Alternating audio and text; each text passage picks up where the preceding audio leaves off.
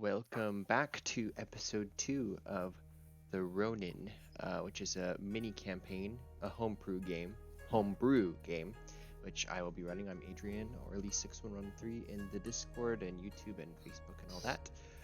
And we are joined by our very favorite players of this game, which is all of them, starting on left to right in the Roll20. If you'd like to do a quick character introduction / recap of who you are as a character, starting with Kaori. Hello, my name is Kaori. I am a general in training underneath the Sun Dynasty. I had just returned from visiting a town that is known to not take too kindly to our elven ruler. And every now and then they tend to be a little uptight, I guess you could say. He's really not that bad. And so on my way back, I ended up stopping in a town not too far off. It was getting late, the snow was getting very heavy, and found my way into a tavern, or an inn. I don't know what they're called. Mackenzie forgot. Like the house tavern inn. It doesn't matter. Sure. It's basically a tavern with Asian skin over it. Perfect. The house tavern inn that I visited was very nice. The voice in my head told me to go there. So I popped in there, visited, and ended up running into Ipin, one of the generals for the Barracuda, who is the brother of the Sun Lord. The Barracuda is the Moon Lord, and in a rather interesting turn of events, he chose to challenge me to a duel, a fight to the death. And as a noble samurai that I am, I agreed to the offer. We stepped outside to not cause blood within the tavern inn, and for the beautiful magician, not magician, but the beautiful musician that was singing and dancing on the stage. And in a fell swoop, I disposed of him, and his colleagues ran off. Wow, fantastic. I'm going to give you inspiration, because not only did you introduce your character, but you took excellent notes and then did a recap. I did. I have notes. I was typing the entire time we were playing. Yes, so General Ipin was slain from the Barracuda, who's been did a coup and assassinated the Shogun Sun, who is the kind of ruler over the land of Sekai, or the nation. And you are now just leaving Yama Village, and that brings us over to Gekido.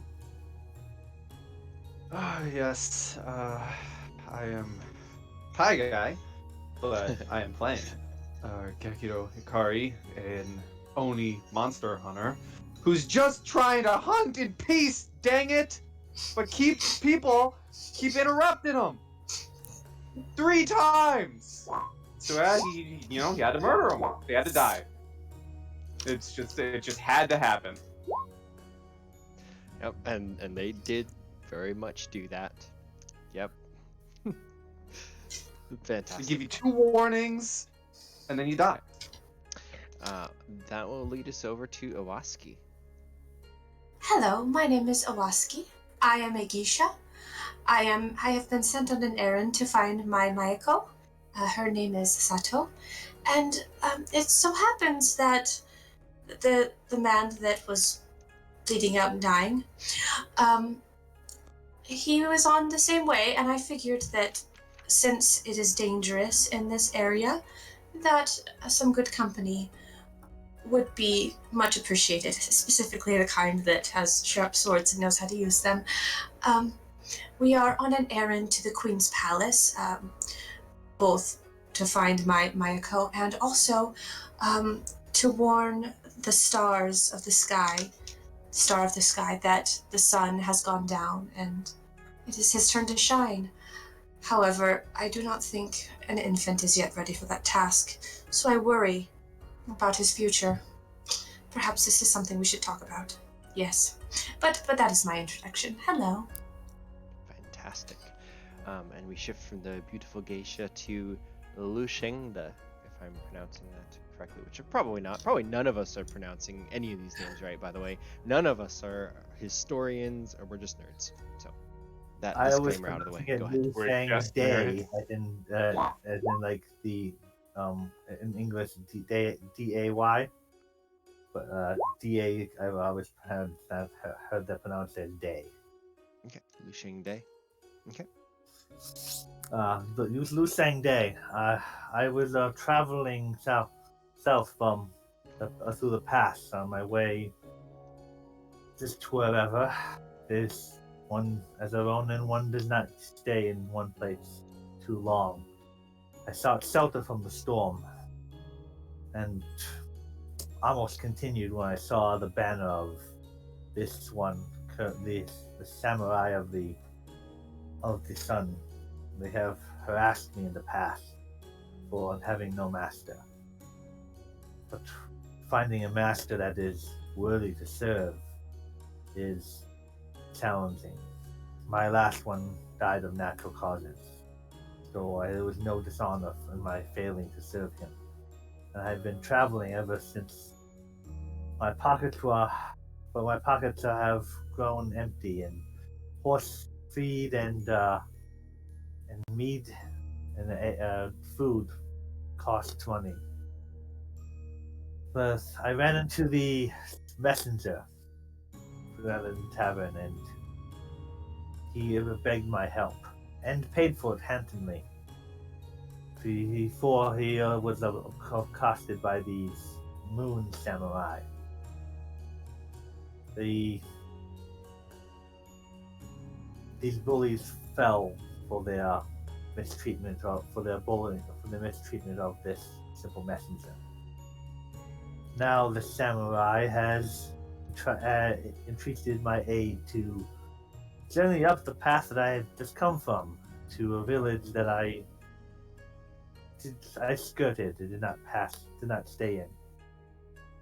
And so I shall journey with them and to find my way in the world, or find a master worthy of the honor of my service. And that will bring us to the morning after. So let me move you over. The camera opens with Kaori and Liu Shang Day riding, because you two actually have mounts. You're riding across the bridge in front. Behind you on a cart, there would be the guard, whose name was Yoi, and probably riding underneath the canopy of the cart would be Iwaski. And Gekido, what are you doing? Are you walking? Are you on the cart? Do you scavenge and take there's mules or donkeys in the village you could use if you wanted to? How do you make your transportation, or do you just walk? Is there room in a cart? Yep. Imagine it kind of like a two-person, but instead of having like in a rickshaw with someone pulling it, they've hooked it'd be a donkey pulling the cart, and he's kind of sitting at the front of it, and then there's two chairs, so you'd have to sit next to Iwaski if you wanted to be in the back. Traveling monster hunter, you take what you can get. Okay, so Iwaski, you see Gekido kind of sit down next to you. What does she see? Because we saw your transformation last game, but now that you're back to normal, what do you look like?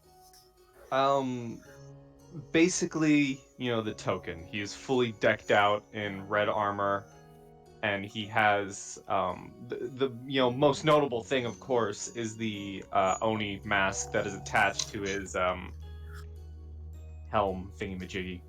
We're not historians. I don't know what it's called. Yeah. So, Iwaski, he sits down next to you as the guard kind of starts pulling, or having the donkey pull the wagon after the two samurai up ahead. Any reaction from Iwaski? I would definitely be polite, smile and nod and say, It was getting rather nerve-wracking getting in the more wild parts of the country. Definitely glad to have a suitable company that is able to use a sword, no matter if they are also on the wild side themselves. Yes, my abilities are quite useful in a fight. Have you told them about what you're hunting or no? Not yet. Okay. So they just kind of know that you're one of the Ronin monster hunters. Kaori, how do you feel knowing what you've discovered the night before? Your master has been slain.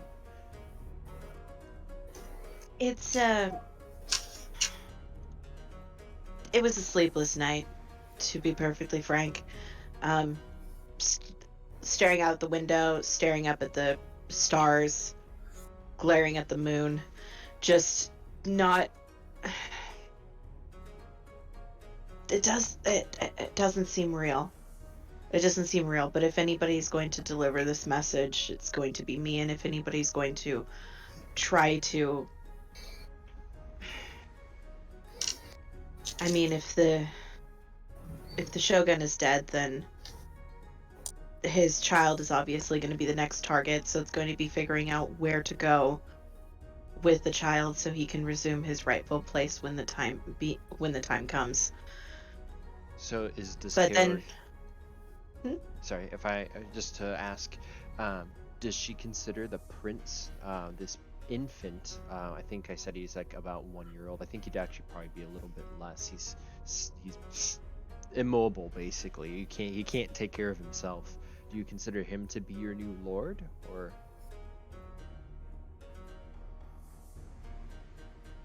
in her mind, yeah, he would be the next in line for the throne, and she would follow whoever was next in line. To her, it's not about conquest, it's about the rights. Fantastic. So Liu Shang Day, you can see Kaori is kind of probably taking the lead of your little group here as she's riding ahead on her. I think you said you had a mare. Your horse. Mine's a stallion. Stallion. I don't really know if we ever determined my horse's gender. Well, now would be a fantastic time to do so. What does what do you ride? Let's see, so a female riding a male horse. Let's just kind of do the opposite thing. Okay. So you see Kaori kind of riding a little bit ahead, the stallion trotting across the snow-covered bridge, and then as you kind of lead, kind of next to her or follow after her, what is Liu Shang Day thinking as you begin to move back, crossing over the bridge where you had just come from yesterday? Behind you, the wagon rolls with the guard and the monster hunter Ronin and the geisha. He would think about the carnage of last night. How it was. He wished it was not necessary. But it was his duty to protect the Yoi, and wondering what this would mean, what this future, well, taking this path would hold. Whether this will lead to war, and is he a war between this child's raising, this child and the moon, and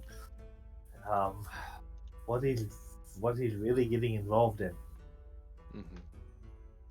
Absolutely. I am going to give you guys, I'll just use this one. This is a stock roll 20 cart. So it'll be a wide horse, donkey, whatever.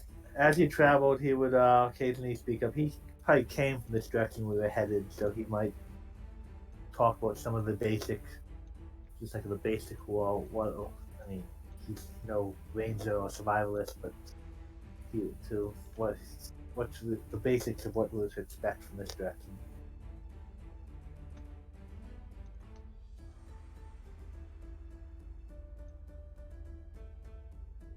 Yeah, you're I gonna get the imagine same he horse. probably went around this town, or he didn't. So he didn't stop in this town that we're going to, but he kind of passed through on the outskirts of it. Sorry, I'm doing token management. It's very boring. No problem. There, now you all have horses. That makes Yay, me happy. horses! Can So, we control them? you will in a little moment.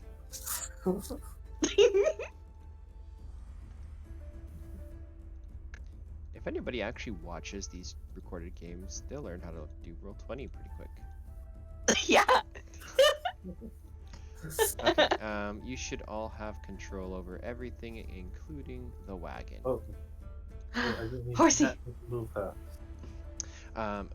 Kaori, do you let Liu Shang kind of lead ahead since he knows the area, or are you still kind of following? There's a road, so like you're not gonna get lost if you stick on the road, and it's gonna lead you up to the pass. I would presume that he shared that he had traveled from the village already, so I would let him take point, as he seems to be dedicated to the mission as I am. I would actually be taking rear guard, and the cart would be in between us. Okay, yeah, go ahead and move your token appropriately. And then before we kind of shift on, how we skipped the morning, but how much preparation did you want to make for this? Did you want to spend the morning gathering Funny supplies? thing, Or... I can control the horse, but I can't control me. What? This is nonsense. Oh, broken. It's outrageous. It's not rare. You are now the horse. Okay. You are a druid. You didn't know it. Wait, did I put it to Well, everybody? Can everybody see each other's like health, or is it all concealed? I can No. steal Eric's horse. Ah! I can only see my health and the guard's health. I can also control the guard. Yeah, I can only see I mine and the can- guard as well. I can control. I'm stealing your horse. Thank you. Hey, no! Okay, let's make it so the guard is mine, and let's make it so Kaori's horse is Kaori's. The guard now has no name. Oh man, Yes, I'll no- fix that too. Yeah, The he reason has I no did that name was and so no that- health. Well, you wouldn't He's know how nameless. he is actually. True. What happened? Go away. But we're playing a game. It Whoa, kicked me out he- of eh, Roll20. Adrian went completely away. Alright, so The we DM This is away, the part where we you got ru- my you horse. campaign, Like- guys. We beat the campaign. Party done. As far as Everybody goes their separate preparation, ways. As far as preparation for this goes, I would have made sure I had necessary like food supplies. Okay. Like. So you're not for- going to have issues with getting supplies for it. Obviously, you requisitioned kind of like a wagon and everything. But what the real question is, how much time do you want to spend getting your supplies? Because the amount of time you spend is going to determine how prepared you are. So do you want to spend all morning, only a couple hours, only 1 hour? I think I would have prepared a lot of this the night beforehand. So I probably prepared enough for like myself, but not much more. And I imagine the cart and the horse were probably part of my preparations, just because I originally had a rickshaw. So Sure. So I don't know. for that, shoot, I need to have a character sheet open, or else I can never remember the skills. I will have you roll a persuasion check, Iwaski, because that will represent your preparations. Okay, I'm excellent. pretty prepared. So the cart is very well loaded. You have lots of appropriate gear. There are hide blankets, some pelts and stuff to definitely keep you warm across the mountain pass. How about for the others? Is there any amount of, do you want to go do extra preparation with time, or do you just leave it to Iwaski? Her wagon looks fairly well stocked. Oh, I still am trying to think of a name for my horse, but once he was no longer, he would go out and talk to the horse and say like, good news, my old friend. We have been paid, and we can restock the oats and supplies. Thank you for your loyal service.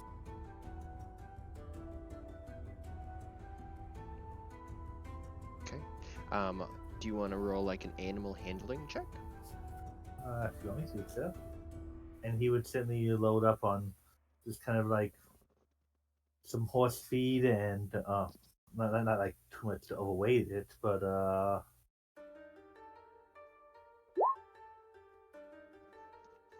Okay. Yeah, spending the couple hours in the morning to gather things. You saddle up. You make sure that your horse has a proper blanket, so if you're going back over the pass, you know how cold it can get. And yeah, you get your gear squared away. How about let's go to Gekido.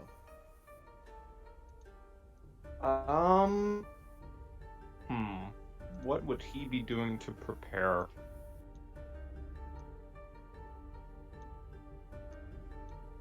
He'd probably mostly be getting his weapons, sharpened and ready, and just keeping his eye on the trail and road that they're walking or that they're riding down, keeping his eyes out for any monstrous activity.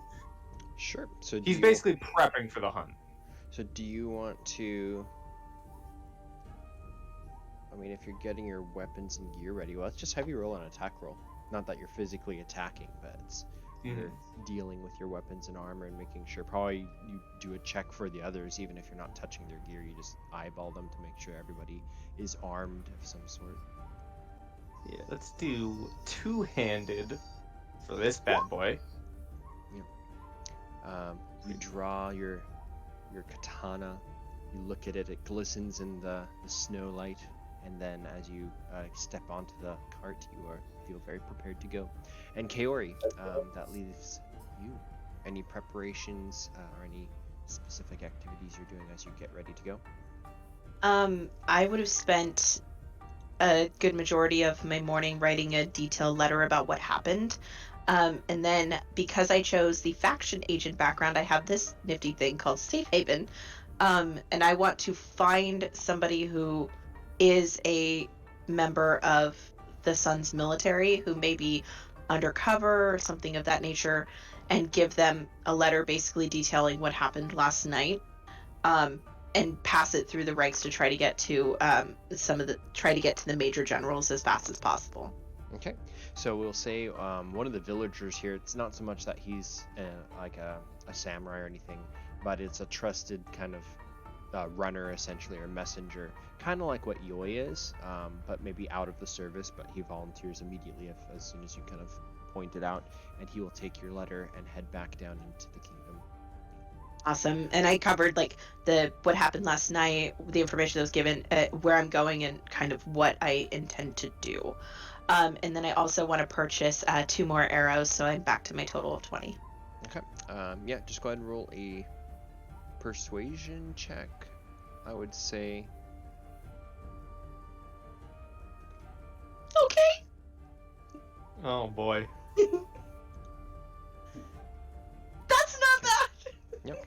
So you don't purchase them with your status as a samurai, and especially after the events of last night. You go into there's a Fletcher. It's not a shop. It's somebody's, like, you can see he's got his supplies just on his porch where he works, in front of his house, and you can tell that the man is either a hunter or he can make crude arrows. But when you come, he actually is able to provide you with 2 actual battle-ready arrows with arrowheads, which they're not technically supposed to have, but you don't bat an eyelash and you accept them, and you are back to full. You ask the right person, they give you the right things. Simple as that. Yep.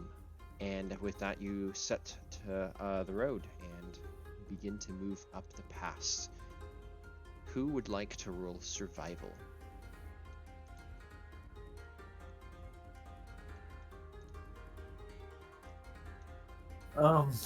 Well, I don't have any special ranks in it, but I have decent wisdom. I only have a +2.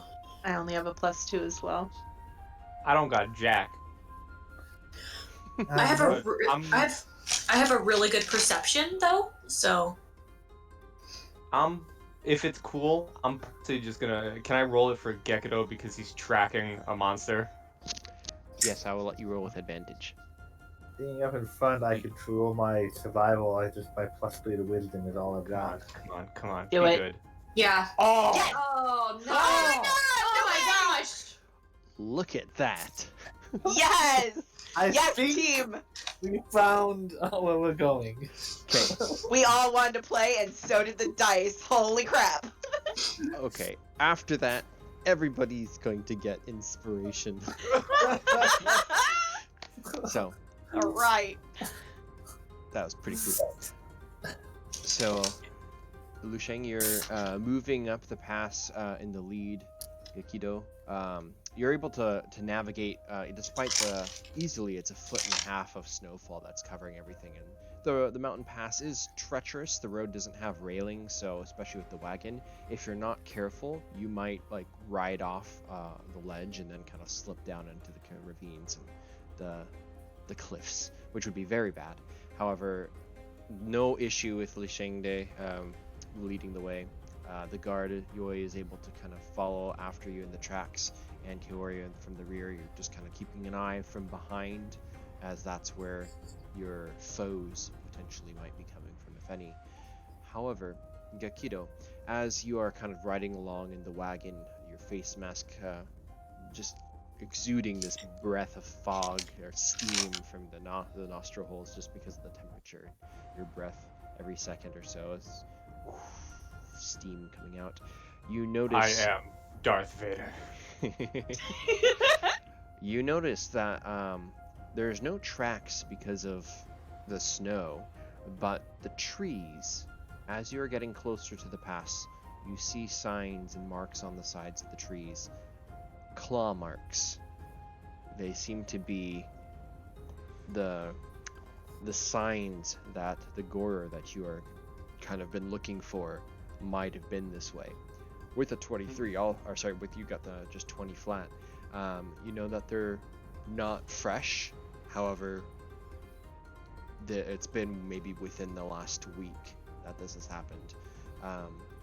Liu Shang, you kind of see him looking off to the side and notice the same thing as well. But you guys proceed, either go continue over the pass, you're almost there to the top, or you can investigate those claw marks.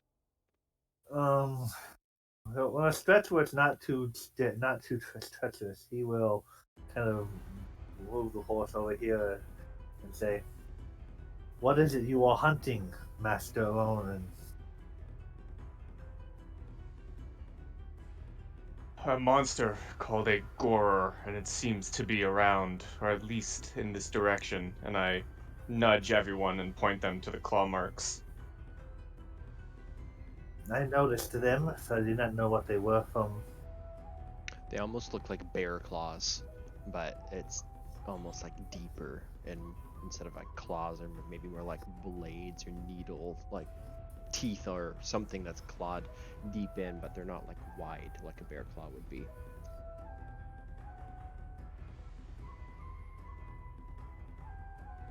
Either Towards way, the village. Sorry. either way, this cart isn't going to make it through the trees. It's probably best if the cart at least sticks towards the trail. Also, I myself am not experienced enough for travel in a forest in this kind of weather condition, so I say we move forward, but that is just myself. I think we are pressing matters with this prince, but if you are looking for help, I might join you in the hunt after we have accomplished our primary objective. Well, we may be able to accomplish both, as with the information I've received, this monster seems to be having taken a liking to this village we are traveling to. Keep a watchful eye out until we are not ambushed along the road, and we shall make our way to the village and then make our choices from there. Is that agreeable to you, Lady Samurai? Yes, my priority is to is to get to the future shogun, though I understand the need to capture one's prey. If you would do me a kindness of going with me and assuring that the son is safe, then I could be convinced to join you on the hunt as well. Okay, so you want to press on? I assume we're still traveling. He just moved his Okay. horse to the side to talk. I do believe the young son is definitely a priority. Agreed. So you proceed over the crest of the mountains. The view is stunning. You can see the mountain range just looming off into both directions as you've crossed over the peak. And below you is lots more hills and rolling lands beyond. And you're still well within the kingdom of Sekai, but you can see the borderlands beyond. Especially Liu Shang and Gekido probably having been the most well-traveled. You would recognize Busho province next, and then if you follow along the mountain line, you get to the Kaze lands, which are kind of nobody runs them. The terrain is so challenging to set up any form of like city that it's much more like just roving small settlements. But that's over in the mountains, and then the Busho province is where a lot of the warlords still fight.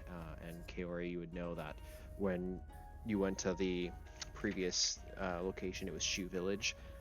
They're kind of on the border of where the Busho province is, and that's partially why they kind of tend to be warlike a little bit, is because they're so close to various other warlords that kind of cross by.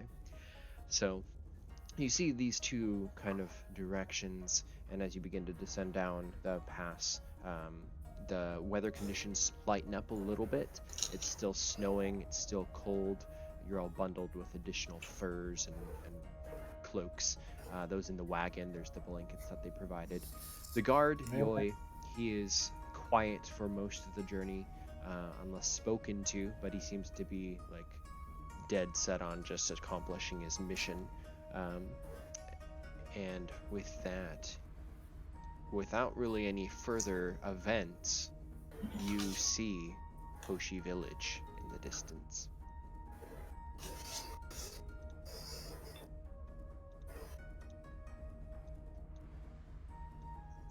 Land ho, she.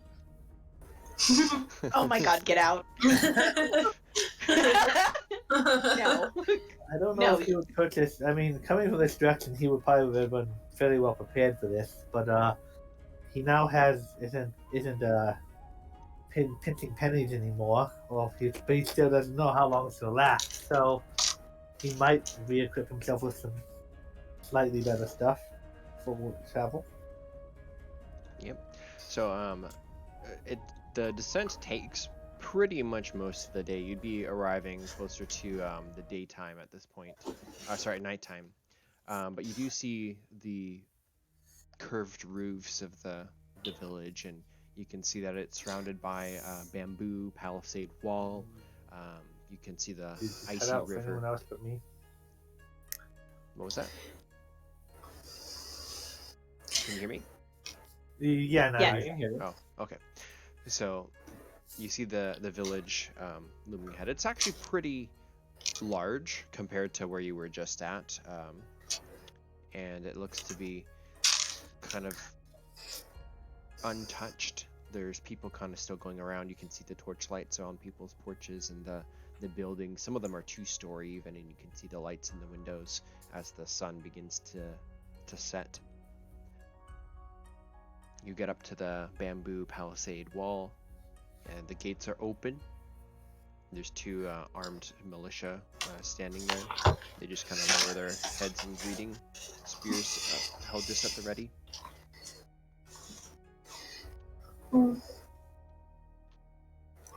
I turn back and I look at. I can't see your character. Hold on. Kaori. Kaori. Kaori, that's it, thank you. I look back at Kaori and I say, perhaps it is best to give them some sort of warning. Yes, of course. I'm sorry. It's been far too long since I've been at this area. Memories overcame me, and I will ride up to the front. Come along, horsey. His name is Goro.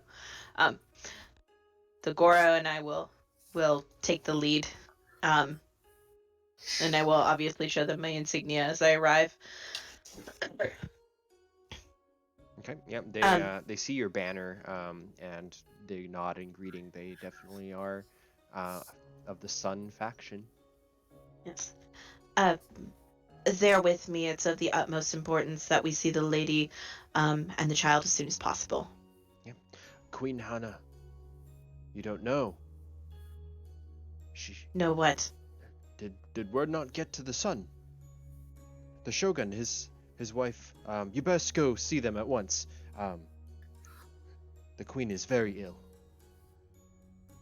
What of the boy? The prince still lives. He's untouched. He's in the nursery with I'm not sure the guard would know, but yeah, the prince is fine. Okay.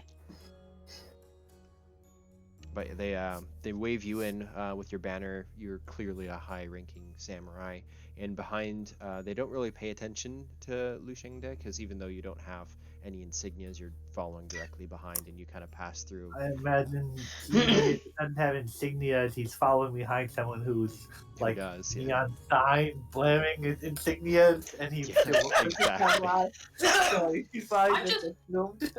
Yeah, exactly. I'm so fancy. Sorry. Then as the donkey pulls the wagon through, the guard is wearing his cloak, which has the sun emblem on it, and then you've got Iwaski and Gekido in the back. They don't even question you. You just all go in. There's the click-clack of the cobblestone, the horses trotting on the cobblestone. The people kind of look at you with less wonder than some of you have been used to. This is clearly a royal village where the queen grew up and where she's been residing with the prince. And yeah, there's the kind of semi-palace up in the back. There's an icy river with kind of the waterfall. There's a light snow kind of powdering everything, and the water is definitely still like freezing, but it's not dumping snow like it was here in the pass. You made a very quick and rapid descent.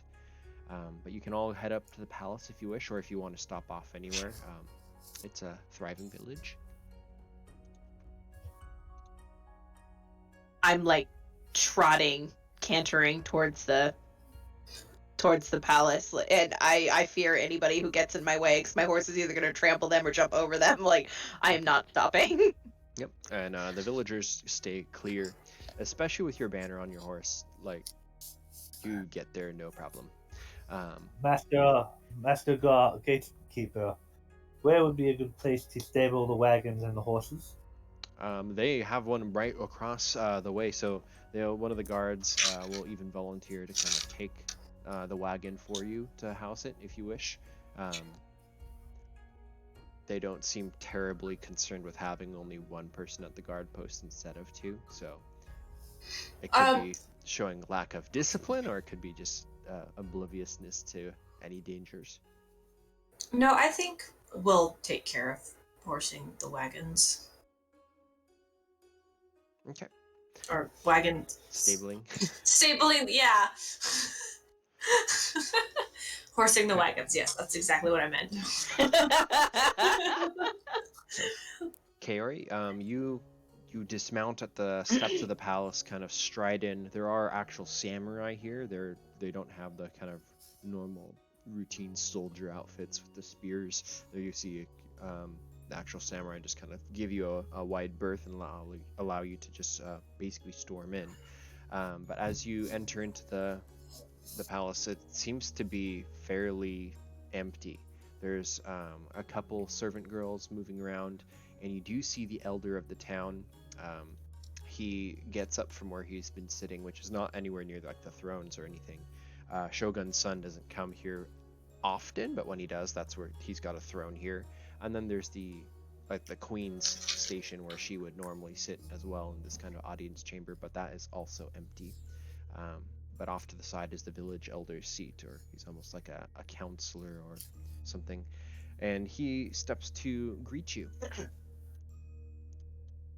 Elder, and I will do the proper bow. I'm not sure if it's the fist against an open hand bow or if it's the down on one knee, but I will give the proper, though hasted introduction. You would technically outrank him in this situation, so you'd probably just do the first one. And he greets you and does the same with a more of a bow. And he says, "Welcome, samurai. I am Elder Toro. How can I be of assistance?" Elder Toro, I'm very glad that I was able to find you. I'm in desperate need to speak to the queen, but from what I've heard, pray tell, has she fallen ill? Yes, we sent out messengers last week. We were hoping the sun could send some of his mages to come and save her, to provide the healing from the sun or the stars or the moon even. But she's been deathly ill. We fear the worst. She might not last even the night. I see.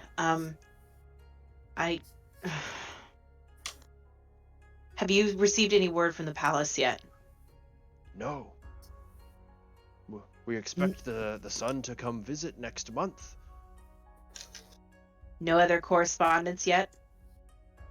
He kind of looks at you searchingly like, what aren't you telling me? How private is where we are? It's in... You're in a large room. Think of it kind of like there's the pillars on the sides where the servants kind of go on the outer sides of the pillars, and the center has different kind of cushions for people who are seeking an audience with the royalty to kind of sit down on.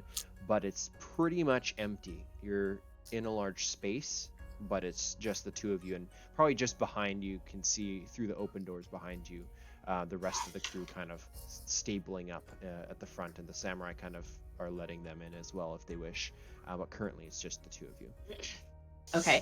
I will lean very closely to him and softly whisper, I just received word from a frantic messenger who was found close to death upon his arrival of... She's kind of flinches and she looks back. Where is Yoi? Yoi's still with the others. He's will come in if the others do, but at this point he is only. We're going sticking. in. I think I would leave. Did Liu Shang volunteer to house the horse? He would volunteer to take care of the animals. Considering he expects Koi and Oi to kind of have to take the lead here.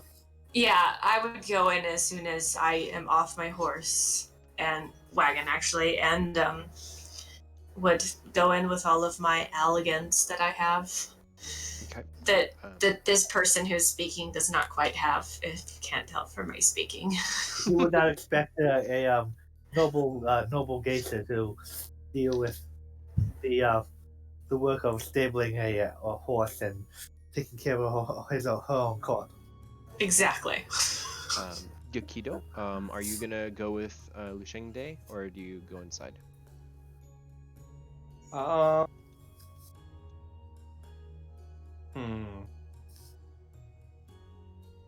not really much of a palace man. You want to hang out with the samurai outside? You see two guards, both with faceplates. They aren't of Oni, just kind of more mangled visages of warriors, essentially. But yeah, they just kind of like look at you. You can roll an insight check, which I feel like you're not going to be super good at, but... No, well, let's find out, shall we? I mean, we had 2 natural 20s in a row. Can we make it a third? Boom! No, we can't. No, not even close. I guess what you'd be able to get from that is kind of approval at your decision to stay outside.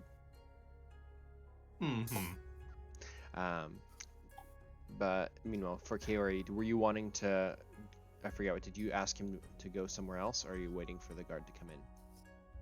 They're about to come in. I'm trying to flag down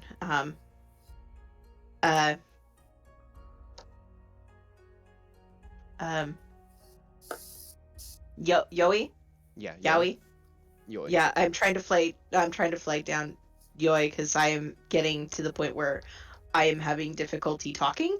Mhm. So she's kind of like clammed up and gotten really sad and is just flagging down the messenger like get in here and do your job. Okay. Yep. So he sees you beckoning for him, and he kind of hustles up and kind of outpaces Iwaski a little bit. Who's probably doing the signature kind of geisha waddle, moving forwards. I can only move steps. so fast with my skirt. It's a problem. But he approaches, drops to a knee and salutes basically, and begins to unfold the story. The Shogun Sun was assassinated now 2 days ago by his younger brother, the Barracuda, who's now claiming to rule Sekai under the reign of the moon, and that they are essentially on their way to probably try to assassinate the prince as well. The prince's birth being a catalyst which set into motion the reason the Barracuda is now trying to overthrow his brother and take over. For elves live very long, and after a long 500 years of waiting to be essentially the king, the shogun, the Barracuda got tired of it and is now taking matters into his own hands, to much success, supposedly. So he tells the story. The old man in front, Elder Choro, he wobbles and leans on his cane and he says, "The sun really has fallen. The queen is close to death. She's been poisoned, or there's some dark magic at work here. The prince has been put into the care of," he looks at Iwaski, "the geisha girl." Oh, And as you are that would approaching, explain. Sato, you mean? "Hi, Sato. She came here to entertain for the celebrations, and the queen wouldn't let her go. And now she's been basically the Prince Oji. She's been his wet nurse, essentially." And he kind of chuckles. She's always been very good with kids. I can have them come right away." He looks at Kaori. "What are we to do? The queen cannot be moved. I fear that she's very ill." Would we be able to check on her? Yeah, he nods, and he would point out that you guys are in the palace, which is a fairly large building, and there's different kind of like wings and towers, and she's located in one of the other like buildings within the complex. But he can take you there if you wish. He would stable the horses and make sure they were taken care of, but eventually it would take him a little bit, but if the story takes a long time, he would make his way back towards the palace. Yep. Stop at the guards and ask and say, I am in service to Samurai Kaori? Kaori? What? Kaori. Could one of you find find Surge, direct me to where I may find her? Just inside. And they stand out of the way of the doorway, which open you can see ahead the discourse going on between Kaori, Elder Choro, and then the guard Yoi, and now Iwaski kind of joining in. He would silently come in and just stand in kind of a protective stance. I don't know, either around Kaori or the geisha, or one of them. Okay. Now, Gekido, as Liu Shang Day is going inside, are you also, or are you still like just standing? I'm chilling. Okay.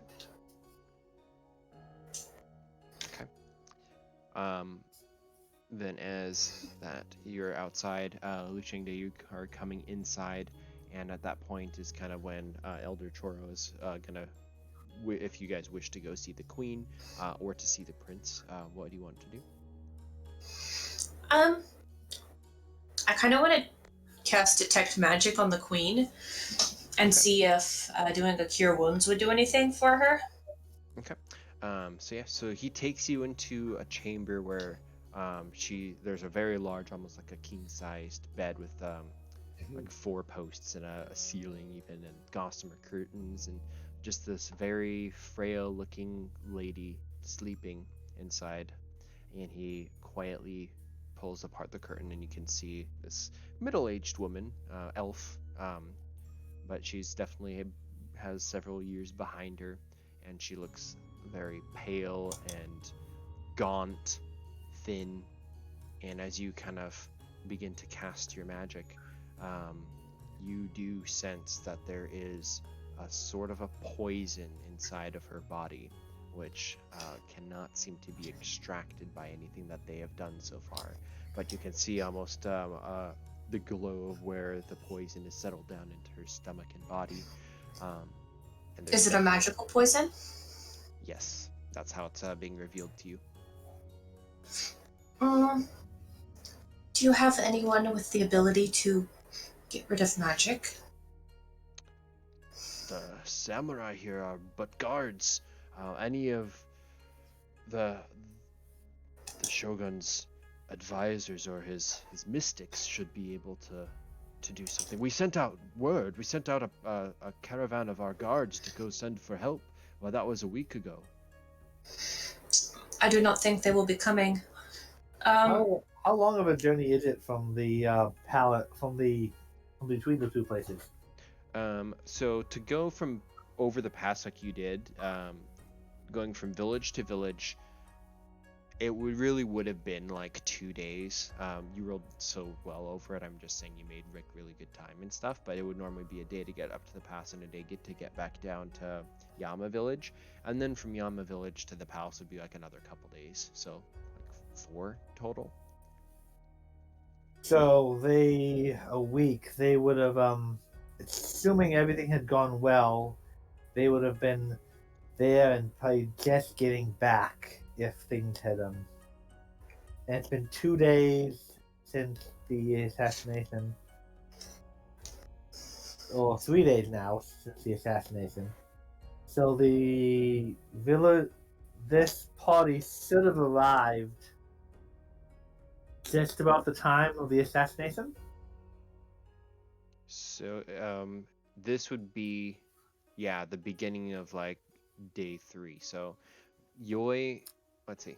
So Yoi got sent out. Their messengers should have got there like a day before the assassination, if everything went well. Yes, because Yoi was basically running from the whole first day was when the assassination, the coup happened. So it took him a day to get to Yama, and that's kind of where you picked him up. So then day 2 was travel. So this would basically be like almost day 3.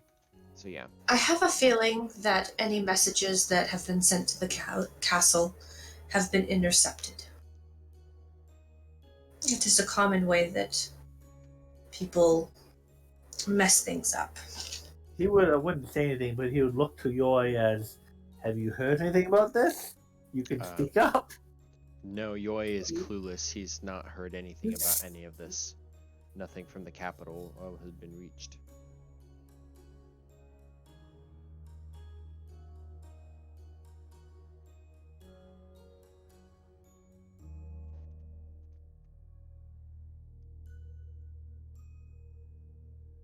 So outside, I'm gonna have Gekido, while you're hanging around there, roll either an investigation or perception check as you're kind of just there between stuff kind of passing by, or if anyone chatting or anything you might overhear. Investigation or perception? Yes, your choice. All right. I get to do the thingy. Perception. Not Okay. enthusiastic Failed. enough. You're not enthusiastic enough. Okay. Gotta hit those pitches. Yeah. Perception. Nope. Yeah. That one was worse. That one was worse. That one was worse. My Perception. voice cracked a little bit. That's how you do it. You guys are nuts. Perception. Oh! See? Oh, man. Sorry, Oh. Adrian. The Sorry. inner This point, courtyard I by the palace does not have much movement in it, and then the samurai are fairly quiet, just kind of looking at you awkwardly.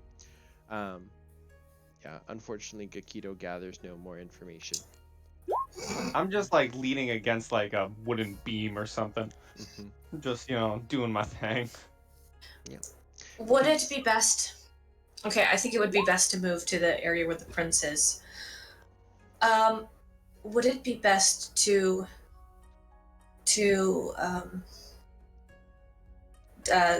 go over by where the prince is at this point, and then I think we want to talk about what we should take, what action we should take, whether it's taking the prince away from here or just trying to defend this place.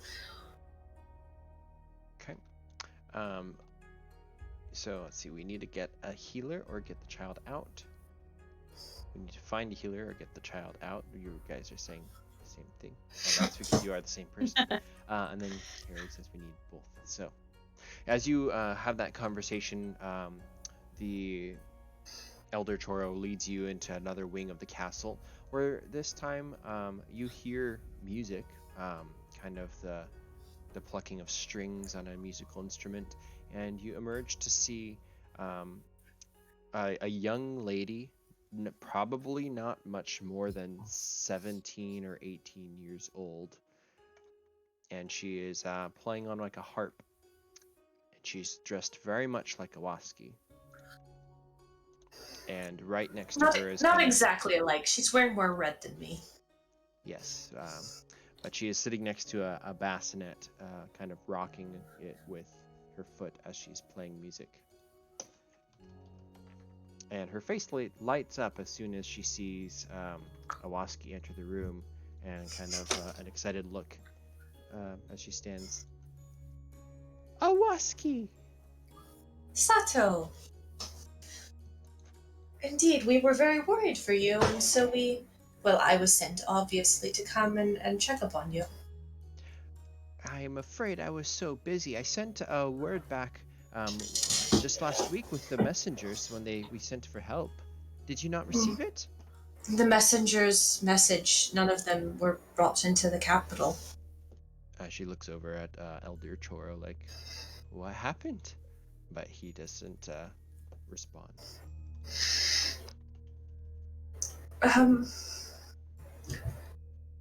I believe that the child is in danger, and you might also potentially be, all of us would be, for the sun has set, and this is the new young son of the Empire. Well, I promised that the Queen Hana, that I would watch over the child. She'll lean down and pick up the baby.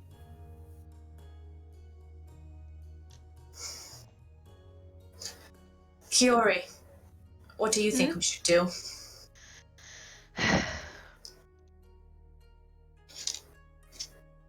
I dare say if the situation with the queen is unnatural, that their target has already been here at one point or another, so they may revert back to try to end the life of the glowing sun we have before us. As for his safety, there's very few places that I know of that people do not know of.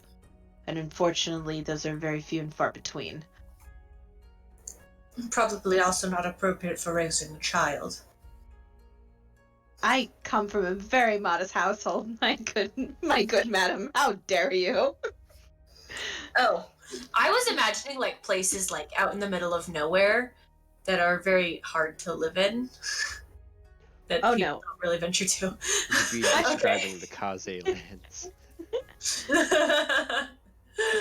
No, I'm originally from a quaint little village, but again, if if I know about it, there is a good chance that any other generals may know about it as well. So I'd rather take the child somewhere where hardly anyone knows about it, and unfortunately, that is not my hometown. My hometown is known. We could travel across the border. Travel Or across the We border? should not move the child without its mother's consent. But they know where the child is right now. she does not seem to be awake enough to give consent. She The best way to protect the child at this very moment is to move the child from a place where it will not be expected. the girl Sato. I promised the queen that I would watch over Prince Oji. I think she'd want me to move him if he was in danger. But we should also, is there nothing you can do for the queen herself? It seems to be a magical type of sickness that... Oh, Adrian? Could I have tried to cure wounds on her? Like, and see if it did anything? Cast the spell. Yeah. Yeah, go ahead and yeah, you can go ahead. What level is that casting at? That was at the first level. Okay. She seems to look a little calmer, but the poison in her body does not go away. Can I actually cast it? Oh, I only have a second level ability to cure wounds. Lady Sato, was it? Hi. I am Liu Shang. It is a pleasure to meet your acquaintance. She kind of like curtsies as best as she can while holding the baby, the prince. We would very much appreciate your assistance in helping to protect this child. I would do nothing else but for the good of the prince. As you're concerned about healing the mother of the queen, I do not believe we have that capability as he looks back towards the others. We certainly could seek that out, but I believe as he looks towards Kaori, all of us should leave with the child, find someone who can cure the queen, and then return to help her.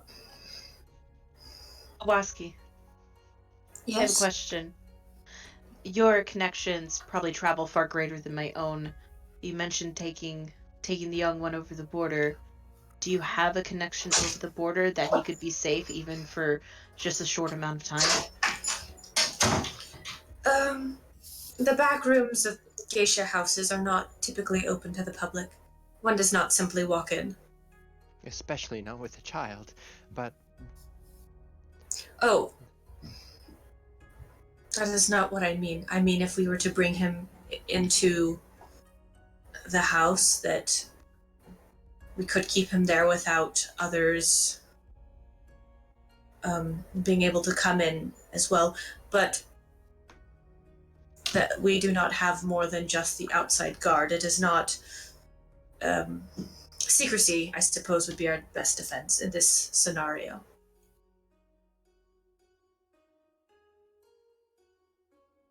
I agree. Do you think the child would be safe at a geisha house? Preferably yours, if you feel like you can vouch for it the most. Mine is in the capital. I worry that he has gone mad and his desire to kill the young son will lead him to murder of many young child, no matter who it is or isn't. Then I return to my previous question. Do you have any connections over the border? Adrian, do you have connections over the border? go ahead and roll for it. You can roll I guess, a history check. And then You are bad at history. for Gekido, we'll cut to you in just a moment. That's So a really bad history. for Iwaski, so you would know that the geishas, especially from your house, you're primarily have only traveled within Sekai. You would know that there are geisha all over. So if you crossed over, the closest next province, without going into the Kaze lands, is Busho province, and there's many different factions there where they're like led by warlords rather than just a single shogun. So you could try going there, and any town that has kind of like places that could house geisha, you could probably get in there no problem, but it's not your house. So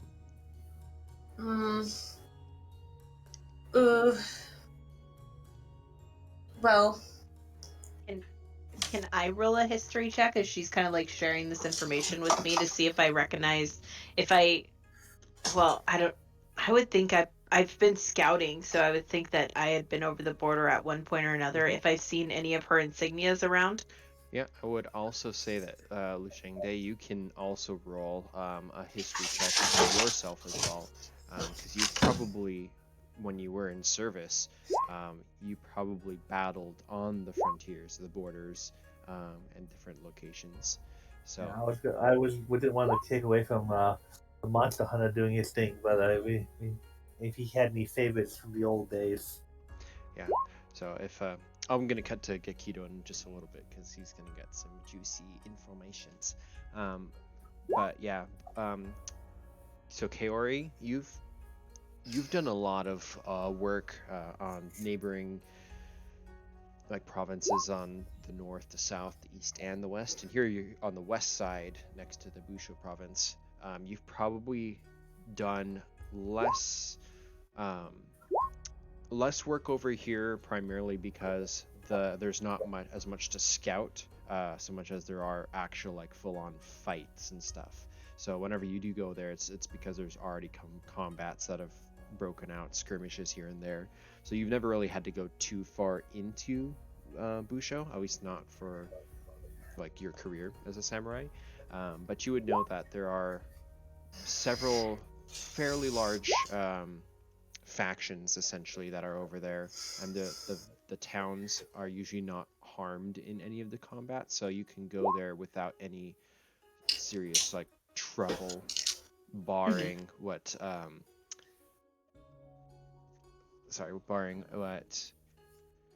Liu Shengde points out, which is there are often a lot of combats, not even just with the border with the Shogun Sun on your side of the border, but from internally, the warlords there are constantly trying to like push for power, and there's generally quite a lot of action to be found there, which is why there are so many Ronin out in the Busho province, because you can easily find somebody's sword after a battle and become a samurai yourself and train. But there's definitely places in Busho that you can go, and especially if you play your cards right, that could be a feasible option for sure. Outside. I mean, no offense, Lady Go ahead. Kaori, but the enemy, from the understanding here, the moon knows you are here helping child, and any contact you may have would probably be the first place enemy scouts would be looking for. Iwaski and I are unknown quantity to the moon.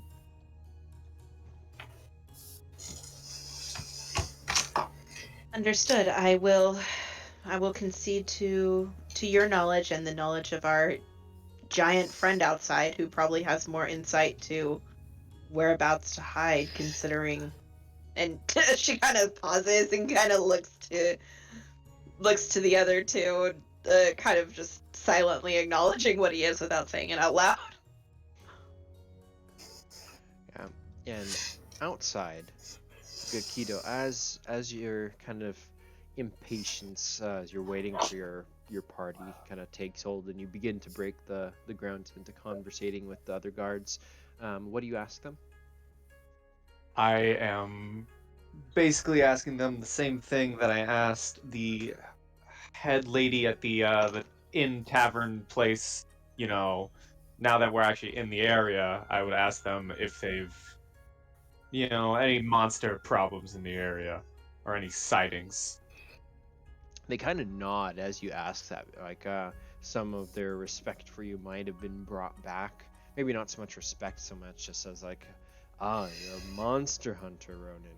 Well, maybe there's use for you here then. And the first samurai would tell you that a little over a week ago, about 2.5 weeks to the last, there's like a week period where they were having incidents with a monster which was prowling the walls. It broke through the palisade one night and mauled a couple of the townsfolk. The militia and then the samurai eventually were able to chase it off, and they've repaired the palisade. But every night after that, they had attempts at people at the monster trying to break into the village again. After a week, it stopped, and so they haven't had any trouble from it for the last about 10 days. They think they scared it back up into the pass. Interesting. I would ask them to show me where it's been trying to bust in. Okay, so they'll one of the samurai will take you there while the other stands guard still, and he takes you to a freshly refurbished bamboo wall where you can clearly see it's like fresh as opposed to the other one that's been broken. There's still little bits of broken wood around where the monster had broken through, and you can see the familiar claw marks and indentations in the dirt earth of what you would believe to be the Gorer. Upon further investigation, the townsfolk had been mauled to death and partially eaten. The Gorer eats people's entrails essentially, and it's very gruesome. They've already been buried, but there's definite signs that it's been around the village, though they believe that it's been scared off. Once a Gorer feeds, it's usually full for quite some time, though I don't know why it would be in this area. Usually they hunt in unwalled cities. We're just too easy or too difficult to get into. This is interesting. How confident does he sound in his word? Roll an insight check, please. Sure. Not you great, also but you know what? Give it a shot. How many 8s have I gotten? You think he's gotten, like, you think that he thinks that they've no longer have an issue, like it's moved on. I think Gekido as a monster hunter, you would know that Gorers, once they do feed, they usually do get like full for a couple days, maybe even a week. And you do know that they don't normally attack walled cities because it is too difficult. But the fact that it broke through the wall means that it's incredibly large, probably more powerful than your average, and you don't think that it doesn't seem in character for a monster to do that. Back in the palace, Iwaski has an idea.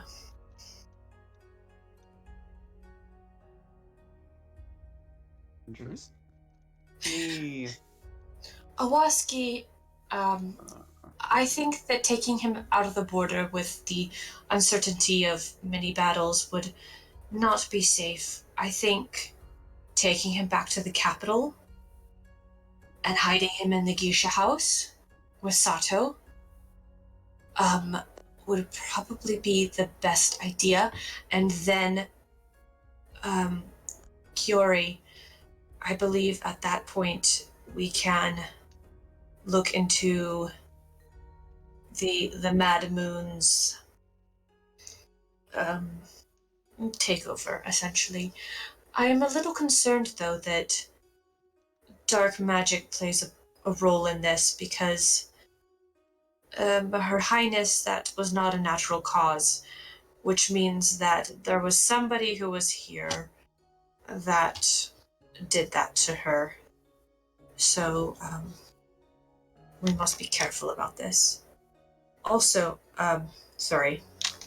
As you were talking to him about the monster, I had an idea, but I'm not there to hear it, so I won't say it. Okay, that was it. Hiding the child underneath its nose may be a useful tactic. If we present the idea to the public that we are planning to go over the border, having them search over the border while we are much within their own city might be a worthy diversion tactic.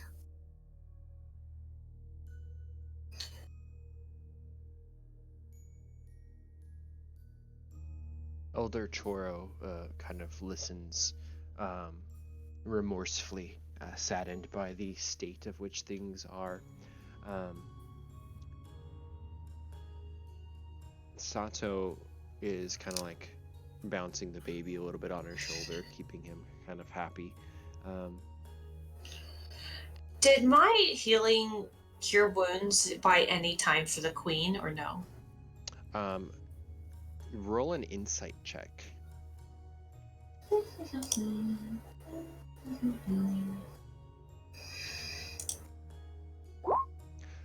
You do think that the curing her from the wounds made her kind of feel relief, and it did bring her back a little bit to the point where she's no longer on death's door. But she'll need constant kind of care and attention to keep her that way, unless you can find a way to battle the poison. Can I roll a medicine check? Mm-hmm. To see if I only have like natural 20. Damn. So, I only have a 2 in that, but so Iwaski goes back over to the Queen's chamber, kind of leaving the others. I think Sato would probably want to go with you, holding the prince, so that will leave everybody else to kind of have discussions and stuff if they need to. But as you kind of step back down, you kind of sit down on the very plush, yet firm, but very, very comfortable bed, and you kind of lean over her and kind of maybe even like recasting the spell to kind of heal her again. You can sense that she's in pain, or was in pain, and then it kind of washes away into more of peace, but still with the detect magic you can feel that the poison's still there. And then you begin to try to like think of ways to potentially combat the poison, and there's definitely the way through magic. If you can find a way to cast the what's it called? Dispel magic. No, it's Lesser restoration, greater yeah. restoration. So a lesser restoration spell would be able to cleanse her of the poison. If you can find a samurai who's trained in the paladin arts, for lack of a in-game terminology, you think that they might be able to cleanse, or a cleric class. Or you could go natural, and you could go to try to find an herbalist, potentially finding natural ingredients to make us the proper type of like an antibiotic, like an anti-poison. You think you could probably do that even yourself if you had the right ingredients. How long do I think getting materials would take in this area? This is a pretty good city. You could probably find an herbalist and try to find everything you need. But because it's a magical poison, there's a chance that you'll need special ingredients they might not have. But you could try to go find out. Okay, yeah, can I for sure do that then? Okay. Excuse me.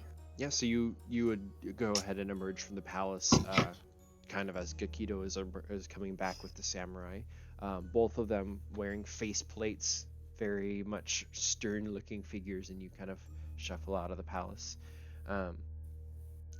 If you want to go out into the town, I would like you to roll let's see. I'll roll investigation. Investigation, yeah.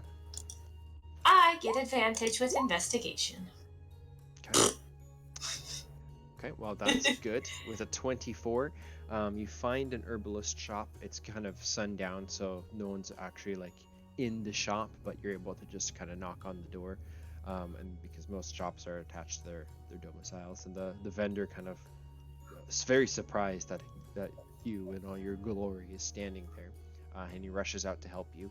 And he goes through his ingredients, and of course, being on a high credit class, you are able to get all the ingredients that you believe you need for the salve, or it's maybe more of a tincture.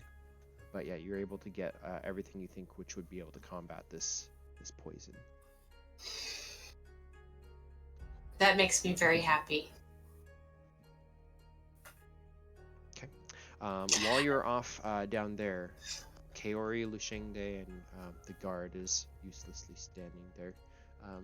He seems like they've done their job, and now he's crestfallen. Like, yeah, he's pretty bummed looking and silent.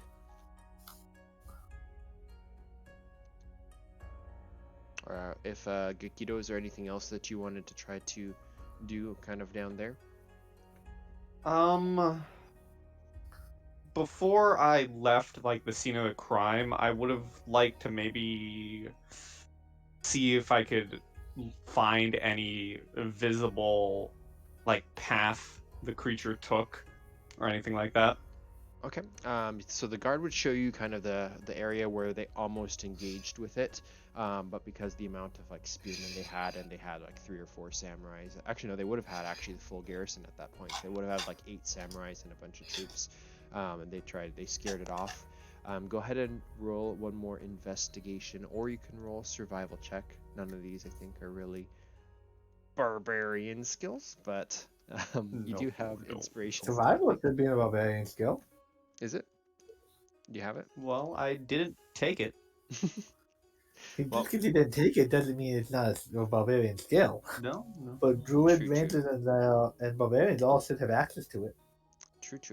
My investigation is better. Investigation. Not bad. So you get to a point where they thought they had cornered it, but it climbed up one of the trees and then jumped down onto one of the spears and like killed one of the guards and then fled. You can find with a 17, the trail leads off into the forest back up towards the pass, and despite it being so like long ago, you do find a drop of blood, which you suspect is from the creature. Okay. So I got a visible path. Yes. Okay. I went back up to towards the mountain pass where you've come from. Alright. So okay. So it's behind us.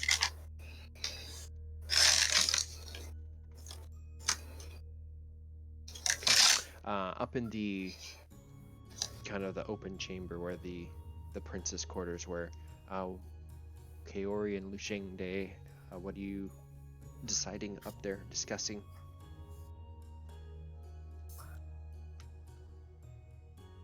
I just got back, so if I could get a quick summary on if there was a decision made on where we're going, that'd be great.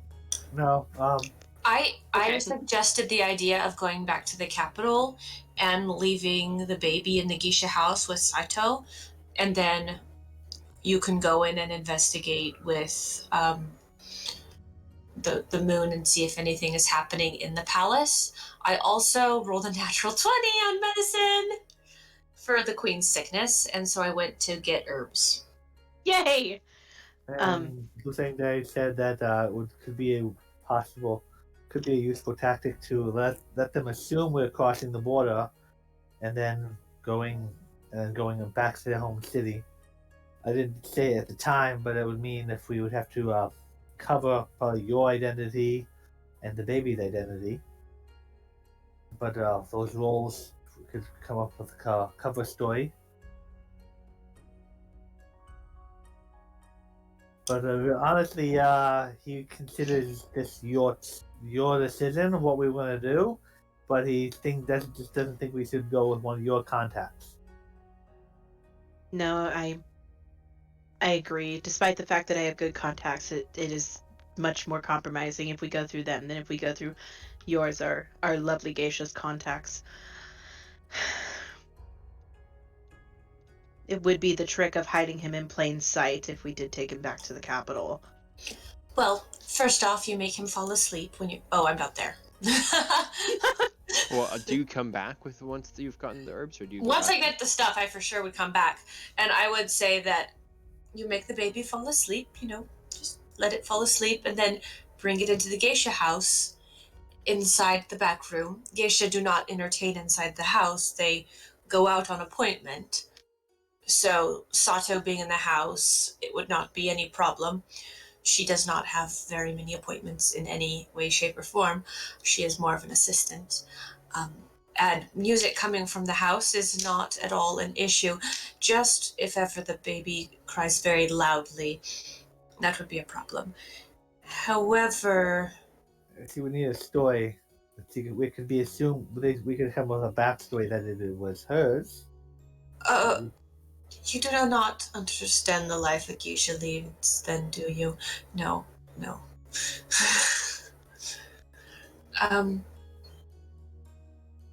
I think that if we are able to heal his mother, then we would need to. The queen would also need somewhere safe to be. So perhaps they both could hide there. Okasan, I'm sure, would agree to that. The queen may be too well known to hide in plain sight within the capital. Well, obviously not in sight.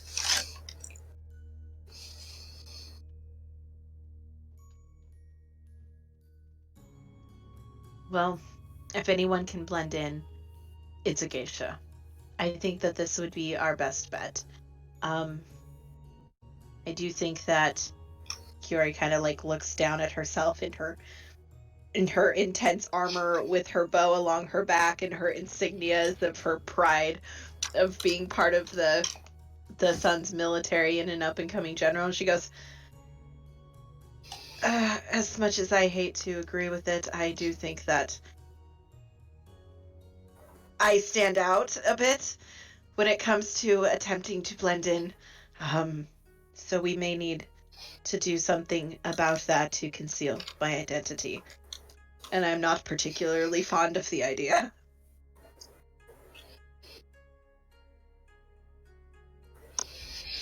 Well, I have plenty of dresses, if that's what you require.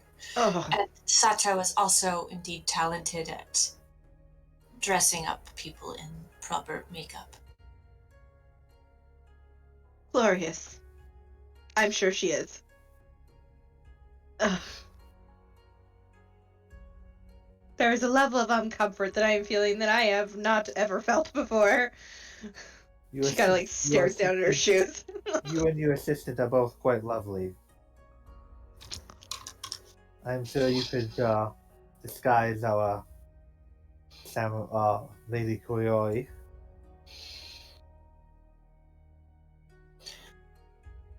I want to see if we can do medicine on the queen. Okay.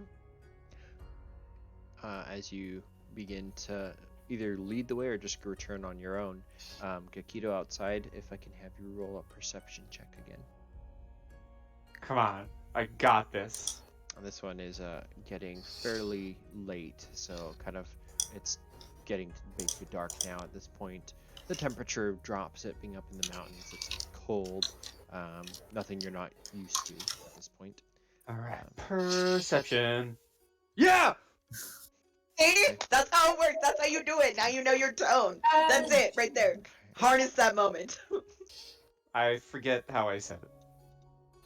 You have to listen back to the recording then. Perception. Which this one should be working.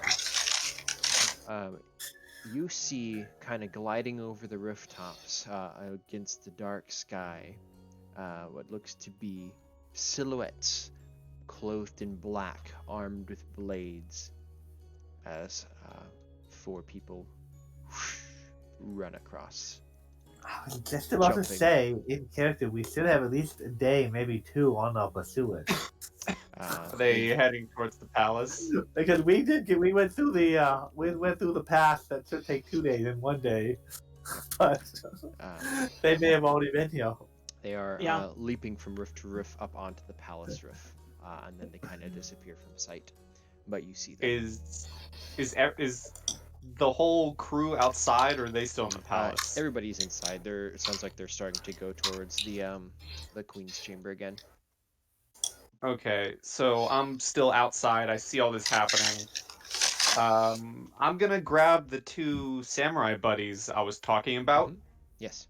and I'm going to tell them,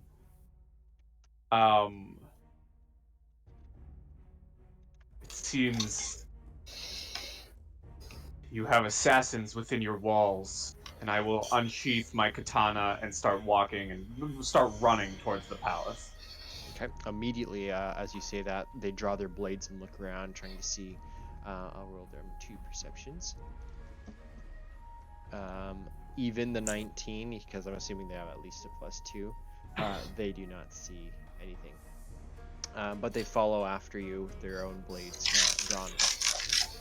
Iwaski gets to the queen's house chamber, and you've already have the materials. Sato comes in behind with the prince, and you would like to administer the medicine?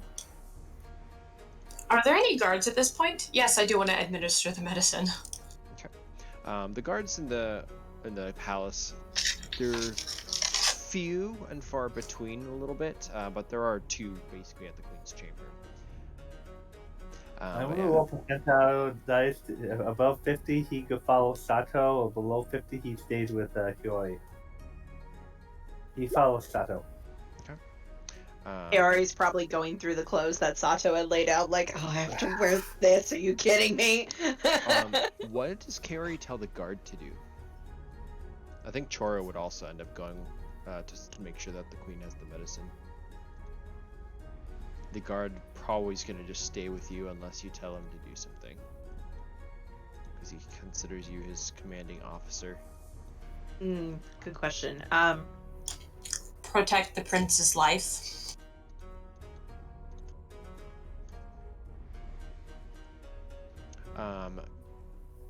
She would probably send him with the group and say that she'll catch up in a minute once she's. Sato probably told her to pick out one that she likes, so she's probably just going through and trying to find one that she can tolerate, that can hide her bow. Stay with us. He's gonna need a wardrobe change too. No, he's not traveling with us. He's gonna stay here. But for now, he's walking around with us. Okay. So, Iwaski, you kneel down next to the queen and begin to lift your head up and pour her this tea mixture that you've been brewing, and she kind of coughs and sputters a little bit, but you can sense that the poison, it seems to be working against against her illness. And as she consumes the rest of the drink, is detect magic you have to cast again, or do you just ritually cast it essentially?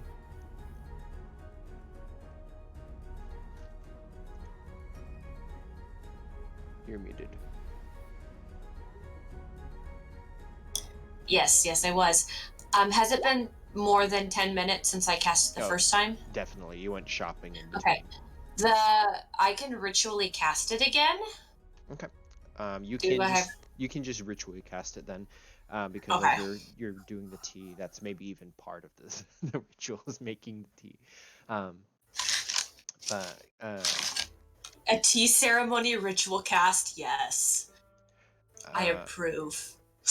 Yeah, the queen's poison that you're sensing with the spell begins to dissipate, and then she begins to cough and kind of retch a little bit, and she kind of coughs up a little bit of this black substance into the napkin, and you're able to kind of treat her, and you've removed the poison from her.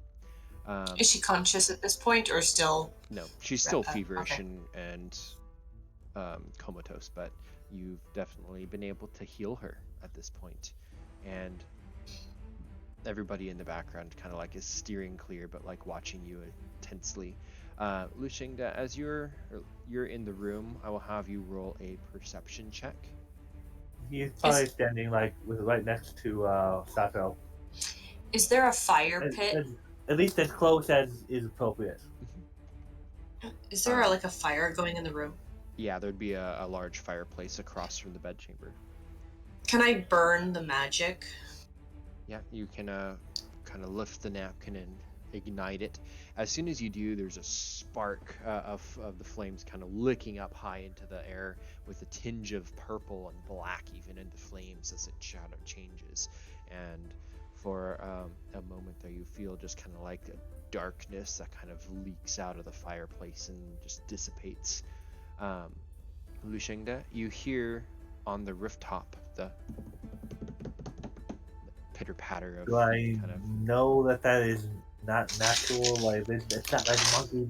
It's not like monkeys running across the roof or something like that. Definitely not. It sounds like some sort of footsteps on top of the roof, whatever you think. But they are not. They're running over the queen's chamber and running toward from this would be what, west to east.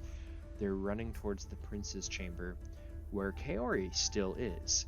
Gekido, outside, you've drawn your blade. The two other guards rushing behind. One falters for a moment and then turns and begins to run the other direction. You can assume he's going to maybe go for backup, but you have one samurai on your left rushing after you. What do you do? I am just running into wherever I can find people, and So you probably basically what? The main chamber when you first rush in is kind of like where all of the there's the throne across and the pillars and stuff. That room would be empty, so you have a left and a right basically.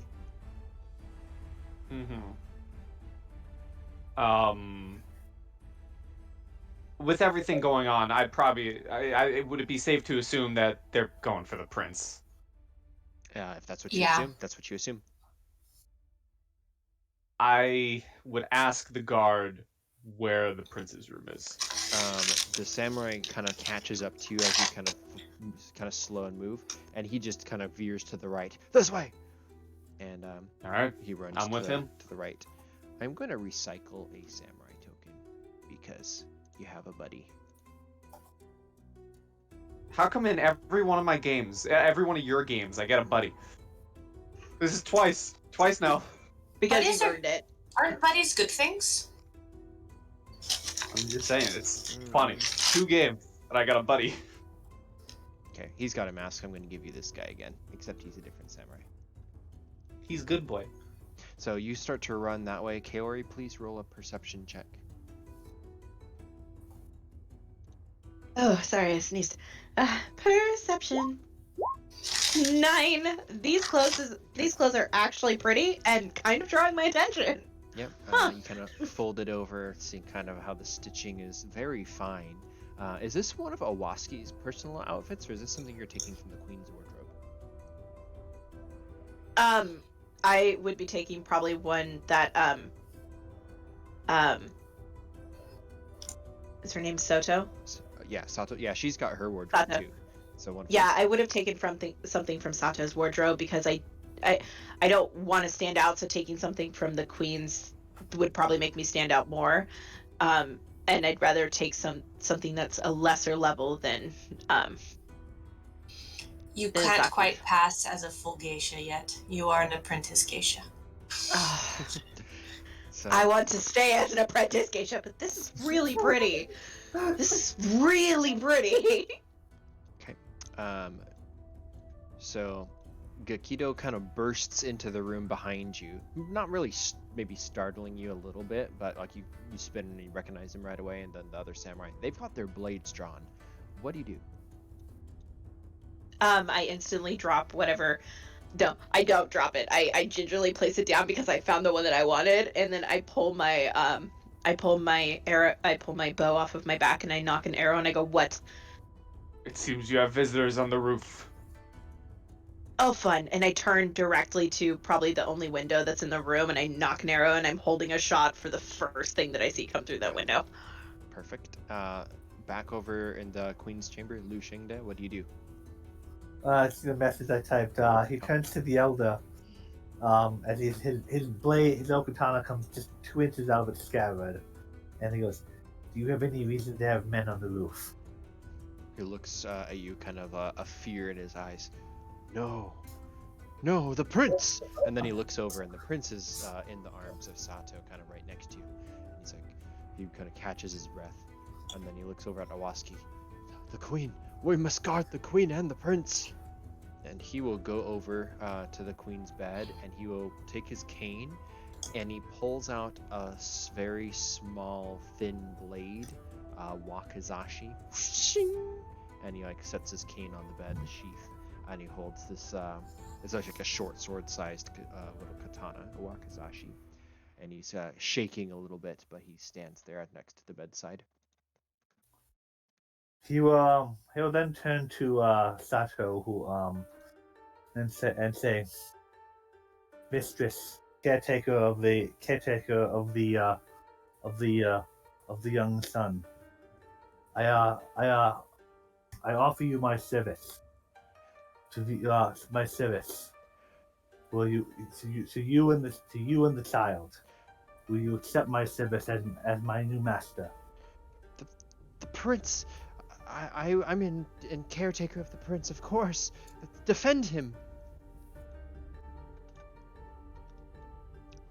The guard will also draw his blade. I will be. Well, as your mentor, I cannot very well leave you alone to protect this child. I suppose I must also do my part. I pull out my fan. Yes. my sword and service is yours, mistress. She meets at your eyes and just kind of mouths, "Thank you," and then out loud, "Defend the prince, defend the queen." And I need everybody to roll initiative. Initiative. Let's do it. Let's go, boys. Here we go. Initiative. Now I have to make the decision if I want to destroy a palace. Well, we're technically not in the room where the two valuable people are, so. Yeah, I good mean, job. technically. The window bursts open as someone swings down on a line, crashing through the window. Your arrow lets loose. Please roll an attack. Okay, a 12 is actually not going to miss. In the middle of the air, he like bounces against the window. I cannot talk when I'm trying to DM. I'm sorry. But he crashes through the windshield. There's the twang of the arrow, and he arches his back, and the arrow sails through the window. And he lands down deftly on the ground, two blades in hand, looking up at you. That is your held action. Let me arrange the initiative order. Gekido.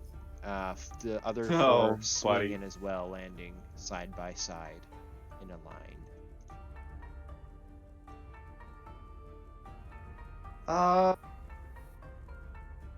Okay, hold on a second. I need to see what I got.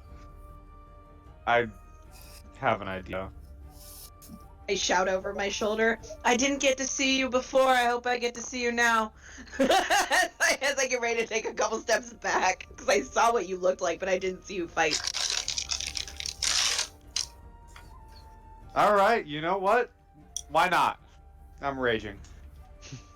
So what happens? All right, hold on. Let me just swap my name real quick. Let me just do that real quick. You leave the turn order when you do that if you forgot.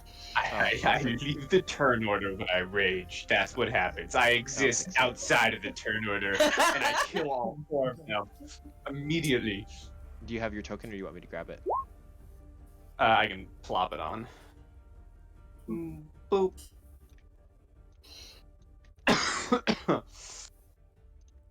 So basically, what happens is you see him starting to swell, and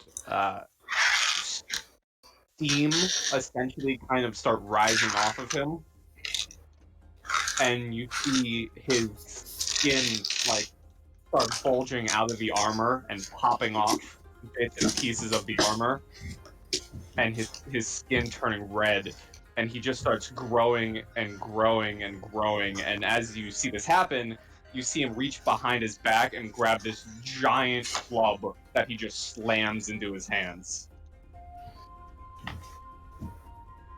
And in a sense, his face plate, the Oni mask, kind of morphs into his head, basically, his demonic visage.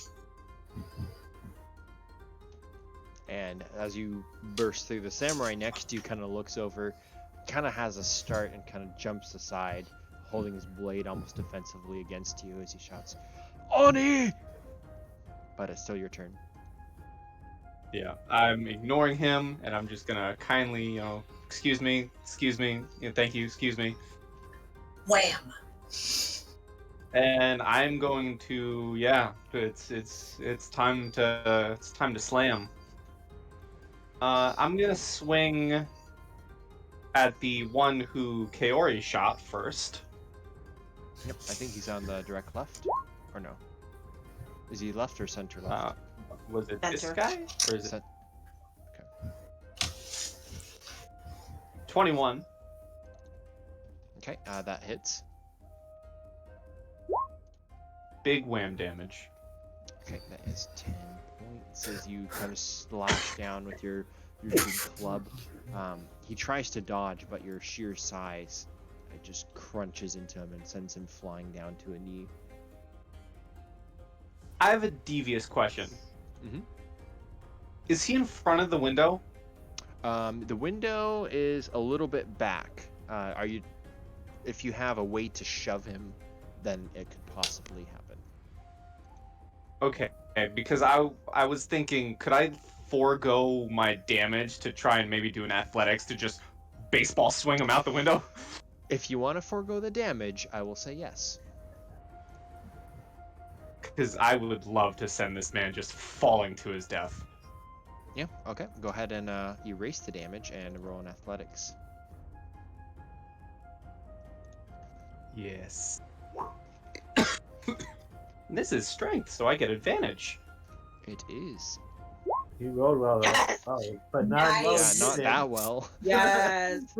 So he brings both of his blades together in kind of like an X, just blocking your blade, but your sheer strength lifts him up from that, and there's sparks fly from the three blades crossed, and he gets sent flying back. And you see him kind of like flying out the window. He flails both his arms without letting go of his dagger, and the rope that he was on catches, and he disappears out from the window. Lovely. And then I'm gonna swing on the guy directly in front of me. Right, you have 2 attacks. My mistake. Yes, I do. Love me, barbarian. Level 5 barbarian. Alrighty. And smashy. Also hit. And smashy. Okay, for 12. 12. He tries to roll out of the way, and you crunch down and catch his leg, causing a bone almost to crack. He lets out a whimper, but is silent apart from that. Nothing compared to me. Liu Shang. I guess I should have done this earlier, but I want to roll an insight check. The NPC Sato. Generally from her what I've seen, she seems like a good person. But the 16 is she really a? She seems to honestly Loving care character. for this baby, and she seems to be like trying to mommy it a little bit, despite her young age. She seems to Okay. have already like. I wanted to make sure that he probably would have been doing that before pledging Yeah, service that's to her. totally fair. Yeah, you can But sense that she is on the level. Alright, so I don't know. We are several rooms away from all this. Yeah, you could dash and basically get up to the entrance to kind of see what's going on there, kind of skirting straight across the palace. But yeah, it would take a full turn to kind of move over to their section. That would leave his charge alone. Her and the baby's protection is now his duty. So he would stay next to her.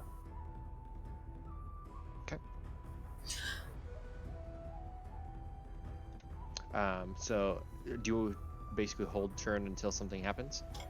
Hold turn, and if anything hostile to them comes into the room, Misty Step and Misty Step and attack. Okay. Is it Iwaski. my turn? I'm gonna give bardic inspiration to Liu Shang and say, "Protect the child and Sato," and then I'm going to hightail it to the other side of the castle. I think I'm using all of my movement and action for movement Okay. because that was a bonus action for bardic inspiration. It's a Yeah. D6, by the way.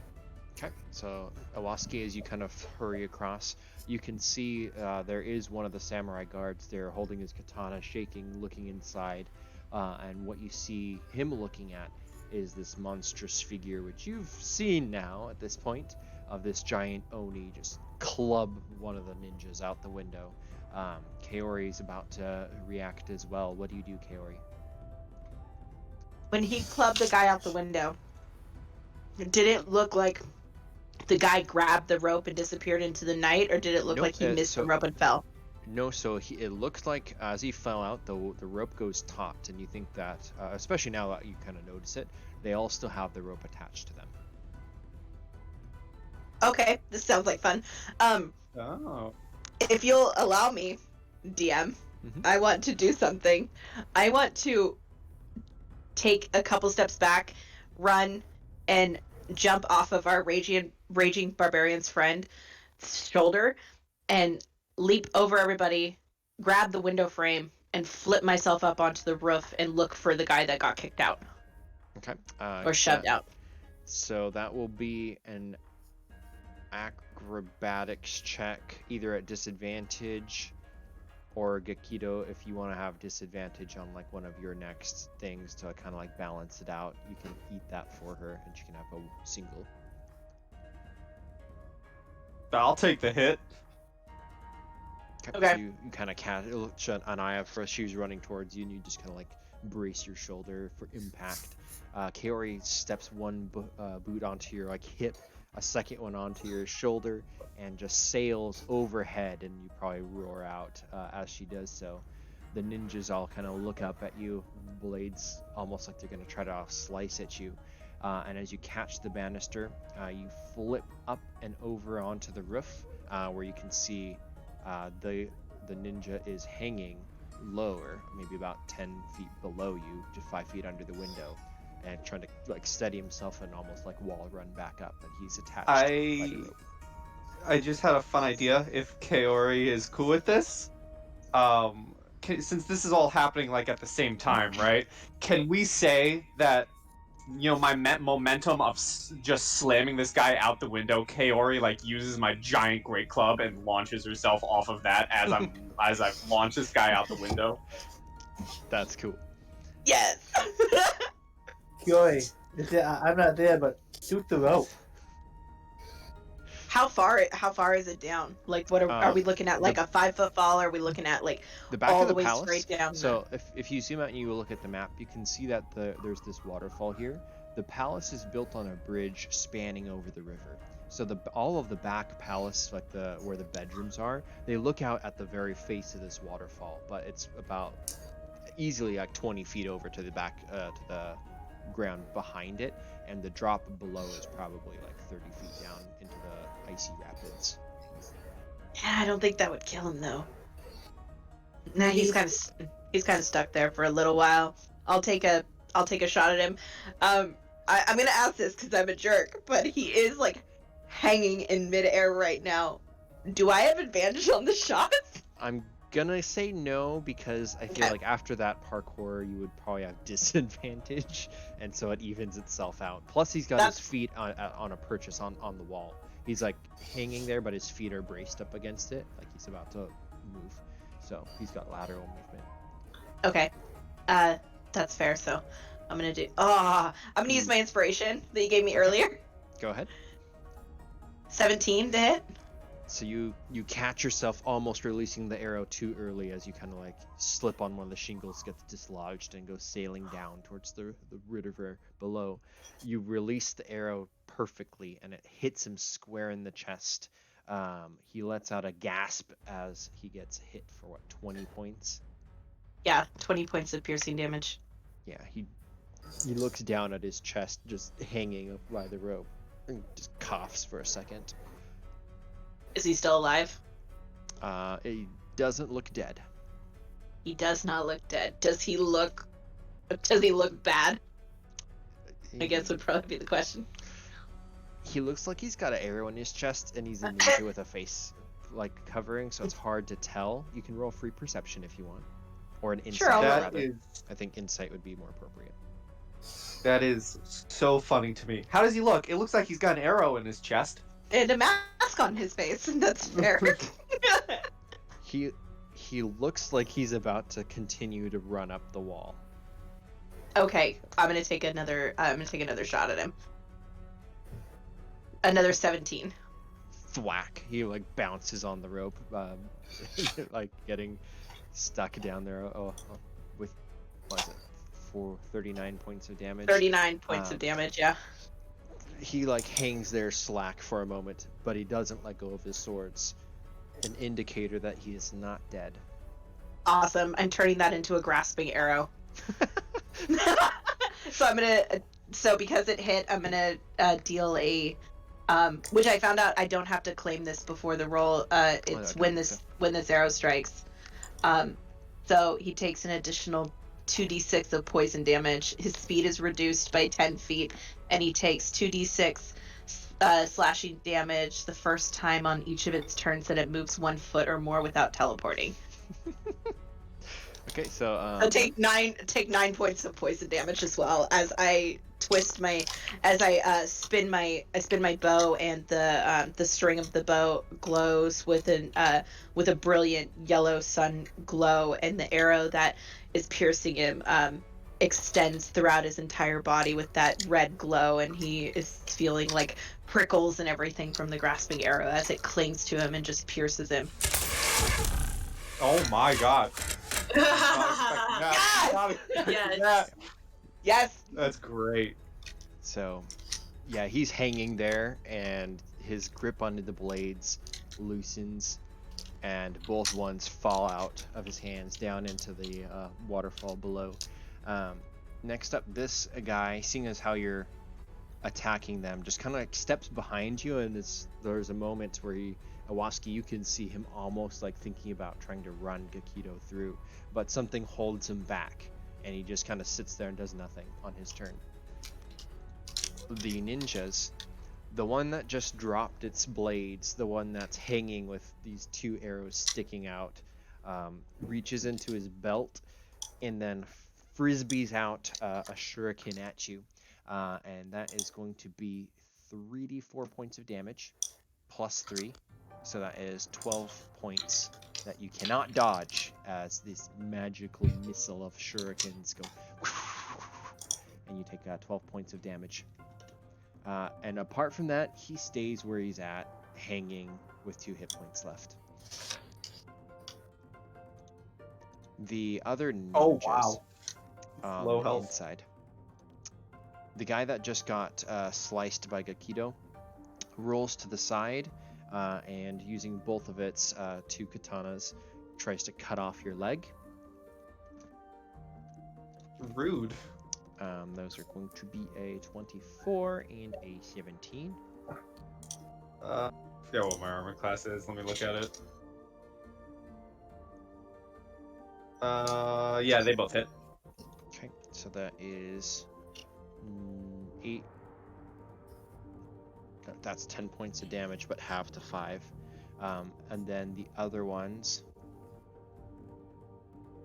jump forwards, and they are also going to try to like slash you down. So they're all ganging up on you.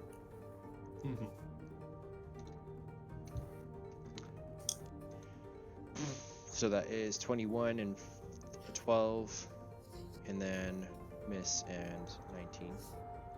Yeah, so the 21, 19 both hit. Okay, so 2 more. 16 half to 8. Okay. So 8 more points as they're all kind of ganging up on you. Gekido. Oh boy. Alright, so I'm going to take my great club and just go wild. Yeah, so I'm gonna swing on this fella who tried taking out my legs. That's rude. And I'm going to reckless attack, so I get advantage on this swing. Okay. So here we. You'd have disadvantage from the last turn, so it'll just be an even roll for this one. Okay. So this one's even 20. 20 still hits. Okay. And that's on the one on the left. Yeah, the one who tried taking out my legs. Okay, so that is 13 more points.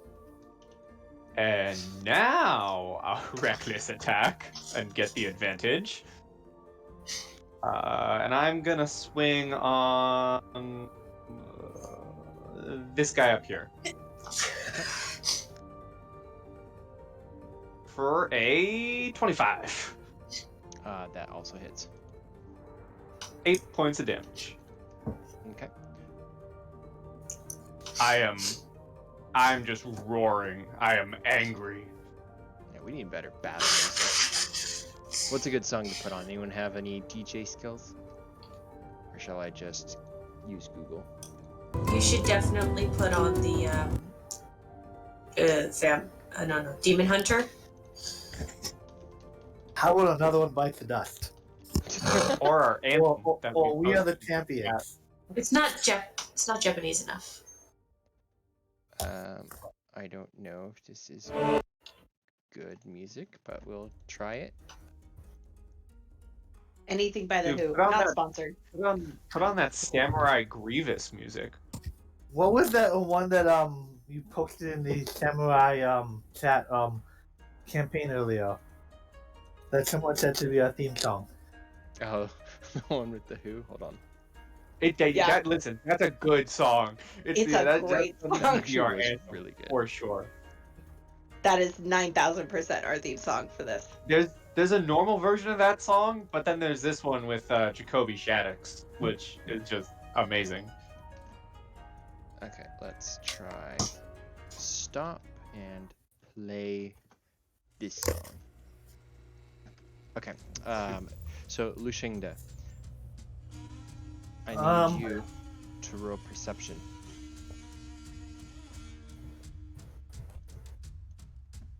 Perception. See, it works. I didn't do the whole like sing it, Next but time, try it out. Next time, try Next it out. time, You'll get sing a nat it, yeah. 20. You'll get a nat 20. 16. So Yeah. you see coming out from the fireplace this kind of flaming image of like almost like a monster of something appearing in the flames.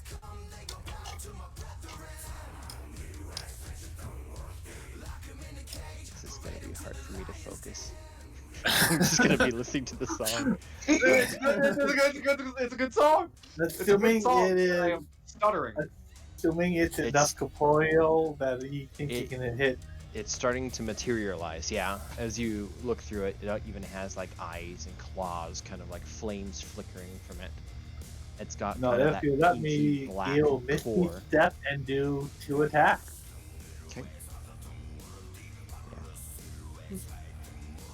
So the first one strikes through just flame, Oh, but as the second one comes through, it's almost like you meant to do that because you just reverse slash upwards and you kind of sever what would be the spine. It's got like this inky blackness of what looks just like what Iwaski would do for poison, except it's kind of like burning now with this flames around it.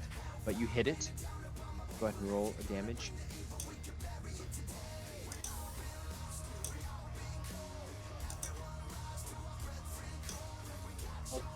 Oh, that was the attack. Never mind. Sorry. What's that? That doesn't seem right. So for Yeah, that's 2d6 right. plus Oh, 4, because it's critical. That's right.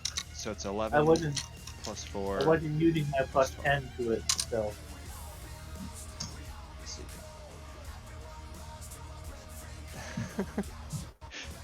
So yeah, you do 27 points of damage to this. You sever the black spine of the kind of inky poison, and it kind of shatters itself into the fire. only to start reforming itself from the flames. Okay, well, I will have to do something else next turn. Okay. Iwaski. Standing in the corridor, you can see this all unfolding. The Oni just surrounded by the ninjas, bashing his blade left and right, or his club. I'm impressed by him holding his own, so I give him bardic inspiration. Be inspired. That was not a roll for you, sorry. That's a good thing. You're supposed to roll that when you do it. I meant to check off my box and send you That's what fine. it does, but... That's fine. It will disregard the one. Do you do anything else? After that, I would cast Dissonant Whispers on a one on the right. Oh wait, probably. Which one is closest to me? Is this one the one that's Yeah, closest that's to the me? closest one.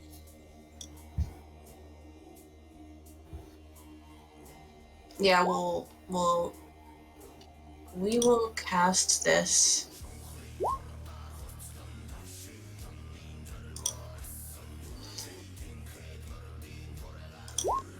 Cast that. And I'm going to cast it at a second level. So it makes a... Yeah, and it fails. It's gonna fail, yeah. Even with the bonus, it fails. So that's 11 points. Psychic damage. Yeah, he drops to his knee. His one leg kind of almost broken his ankle from the first attack, and he drops to his knee, dropping a blade and holding his head for a moment. Kaori, standing atop the roof, please roll a perception check. Okay. The song has 22. power. I am focused. Okay. You see standing atop the other half, there is one ninja over there, but he doesn't have a blade out. Instead, he's holding his fingers, and he's got strings, it looks like, attached to each of his fingers, and he's standing over the chimney with the smoke kind of billowing out. He's basically up there. This is when you ask, how far is the distance? Oh yes, that was my next question. Less Is he- than 300 feet. Is he okay? He's less than 300 feet. I was gonna say, is he less than 600? Because I have sharpshooter. Awesome. So I'm gonna look down at this one that's kind of hanging on for dear life, and just kind of shrug, because the grasping arrow is gonna stay on him, and if he moves, he's gonna die. So I'm gonna leave him hanging, and I'm gonna move just a little ways down the roof, and I figured, well, if he's gonna hang there, he's just gonna meet an Oni. Like, oh well. So I'll move to the other end of the roof, and I will line up a shot at this guy that I see here, and I'm gonna use my bow of the Shogun. That's what I thought you might do. as I line up my shot, and I whisper swift death to you who have wronged the Shogun, and I will take my my Shogun bow shots. The first shot is a 15 to hit. Okay. He looks over his shoulder and immediately lifts up his hand, and shielding deflects the arrow, and it spins off into the night sky. Alrighty. Second shot is a 10. Wow, this seems familiar, doesn't it, guys? Yeah. He deflects this one too with his other wrist. Action surge. More arrows. Piercing damage 20. to your action turn. A 23 will break through, and he gets stuck in the arm as he tries to block it. He's almost like Wonder Woman, knocking it with the wrist gauntlets. But this time it pierces through his arm, and he lets out a howl. With that, one of the strings kind of breaks off of one of his fingers. Awesome. So that's the piercing damage from the oath, because I didn't have it turned on, and then I'm going to take my final attack at him with a natural 20! Oh. Power of the music! Okay. That is going That's a to be Oh my god. 10. That's a... Okay, how much dice is that actually rolling? It is rolling the correct crits for our group. Okay, so that is 28 plus... It is 55 points of damage. So Critical with an oath bow. tell me how you kill this guy, because he's eviscerated. There's a level of cockiness that he was showing, much like the general that she had fought before, and she just takes a deep breath, mutters her little saying to herself again, and remembers that the sun will always rise, and her arrow shoots true and just gets him straight through the head. Okay. He falls backwards. All of the tendrils of this like stream breaks free from his fingers, and he falls off the building. Crunch. It's only like a 30-40 foot drop, but as this Only happens, like 40 foot. yeah, the spirit in the fireplace kind of like surges and flames, and then goes out.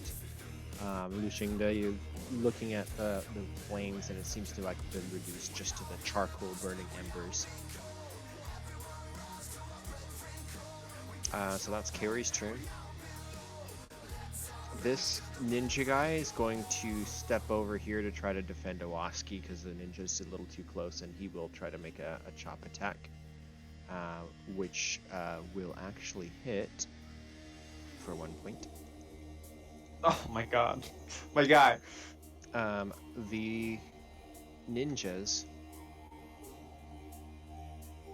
are going to start running. 1, 2. Actually, he's gonna go here. 3. Can I 4, use my reaction to before they start running? Say it's a good thing that the young prince got over the border in time. Yeah. Perfect.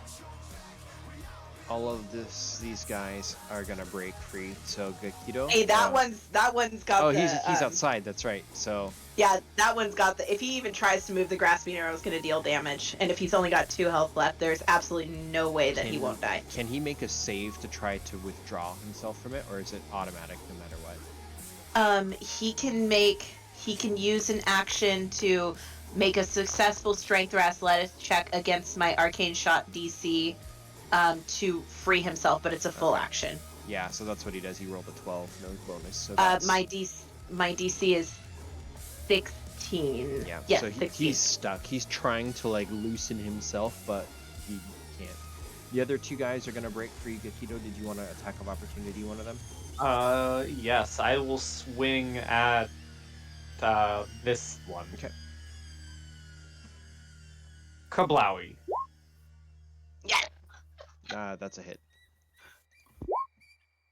13 points of damage. Okay. He takes the blow like a champ and continues to rush out of the room. They will dash action and run past Iwaski and start charging towards the other room. Since they ran past me, do I also get an attack of opportunity? Sure, yes, on one of them. Does it have to be like a touch attack type? It can't be a spell? It would have to be a melee attack, I believe. Yes. Yep, unless you have Warcaster. Yeah. Hairpins! Lucky hairpins! You need to roll the attack. It's not working! Those are damages. Why isn't it working? Hold on. Hairpins! The 13 will miss. Lucky hairpins! The second And I use one, lucky yeah. hairpins. The second one nails one of the guys. Which ones do you want to shoot? Let's go with the one on the right. Okay. Well, actually, which one looks more damaged? Can I The roll one that- perception? The one that just got hit by Gekido is probably the one that's more damaged. Yeah.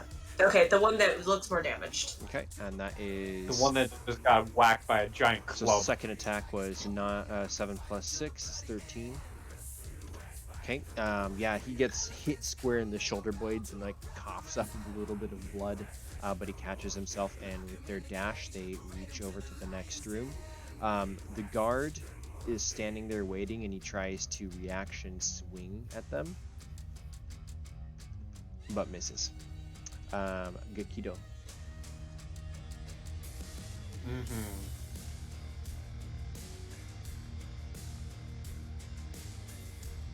Oh my god, this music, I can't focus, it's too good. Alright, I'm just gonna smash this guy right in front of me.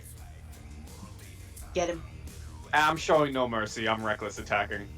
Okay. Well, Oh that's shoot! unfortunate. Did I make him attack you yet? I didn't. No. You probably will hit him with that second attack with the 23, but before he does, he's gonna stab one blade at each of you. The crit is going to be one. Wow. Okay, so you take basically half, so it's just flat. So that is 12 points of damage from the crit on you, and then the other one misses the guard. But then yeah, you can hit with the 23. Go ahead and roll your damage.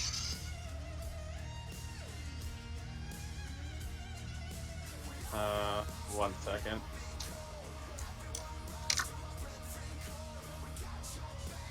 The math is breaking my mind. 1 second. Are you doing the hit points? Yeah. You want to know a secret? If you click your token and in where it says 58, you just click on the box and put -8 or -12 and hit enter, and it'll do it for you. Oh. It's like, see if I put You on get the green box slapped 1 and then I put +3 enter. It's It doesn't it's for the you. most useful thing I think in Roll I have 20 not known about that. is that particular hack. That's the funnest way to track, especially when you're DMing and you're doing enemies. That's the easiest way to track. Yeah. So that is. Just mathing. Takes 9 points of smashing damage. Okay. You smash him back down to the ground. He's literally floored from the attack, bleeding from all of his joints, being very crushed and damaged, but he's not dead yet. Mm-hmm. Is that your turn? Yeah, I'm gonna keep smashing this guy until I knock him like from the floor to like the basement. Okay. Liu Shang Day. You see Guard Yui just slices at these intruders as you see two cloaked, black-clad face masks and everything, but not like the same as Gekido, but they're like just cloth face masks. Definitely ninja-looking people. They are armed and trying to charge into the door.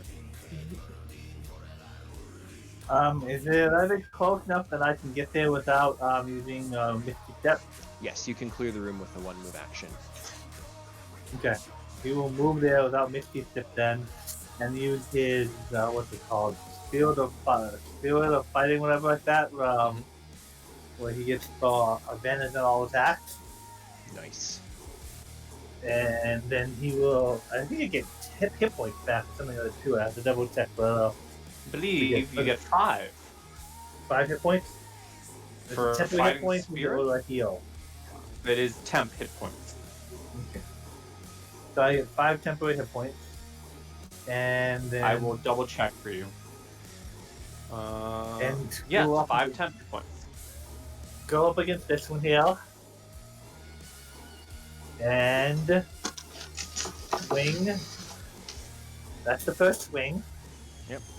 You crit on him, so your Okatan is like almost 6 feet, the blade, and one slash, but you just drag it upwards, and the whole 6 feet just opens the wound more and more and more. Blood sprays out from the open wound. Is that with the crit rule already in? Yeah. I'm not entirely sure. So Yeah, it's- it should So be. 2d6 plus 4 is you roll 10, 14 plus 12. Should be 24 26. plus 12, I 36. don't know if that's what the crit will or not. It should be 26, unless what's the plus 10 from? That's from the Great Weapon Master. Okay, so Minus it's minus 5 to hit, plus 10 to damage. So he's Okay. at 36. so that is 36 damage to this guy as you just slice almost his arm clean off, and he staggers from the blow. However, whoops, that's the wrong one. What happened? Did we get the wrong song? Yes, this is outrageous. With the eye of Okay, someone so is that- fired. It's It's not phages. It's out rare. So it should be 12. Okay, so just maximum damage should be 36 plus what I roll. Is the plus 10 is a modifier, right? It's Yeah. not dice. So Maximum damage without a crit is 36. And then you add max damage on the dice as well. So it'll be 36 plus so it'll be 36 plus 2d6 basically. So if I'm only adding modifier once. Yeah, so it should be max on the dice plus what you rolled and all bonuses. So 2d6 plus 4 plus 10. So that's basically 2d6 plus 14 plus 12. So 36 plus 2d6, and I'm not sure if that's calculating that right. So 2d6 plus 4 plus 10. No, that's not. No, that's not adding the 12 in there. So if that is, so that would be 42 damage. No, you just take the number that's there, the 24, and add 12. So 36. Why am I only adding? No, it should be still plus. So it should be, you rolled 10, so it should be 46. You don't add the Okay, modifier maybe twice. it did calculate it right. Okay, so the 24 was that's not coming up right. No, you just take the 24 because that's the actual damage, and then the 6 that's there is your 2d6 that you would roll for a standard crit. Just change that 6 to a 12. Okay, so yeah, that's yeah. Okay. So blood sprays all over the place into the ceiling. And then the second attack would go against the other one. Ooh. I want to use inspiration and bardic inspiration on one of those. That is a smart decision. Oh my goodness! So your blade swings up, cutting Maybe the I guy's won't arm use off bardic almost. inspiration. Yeah. But No. it gets stuck into the ceiling almost because your blade's so long.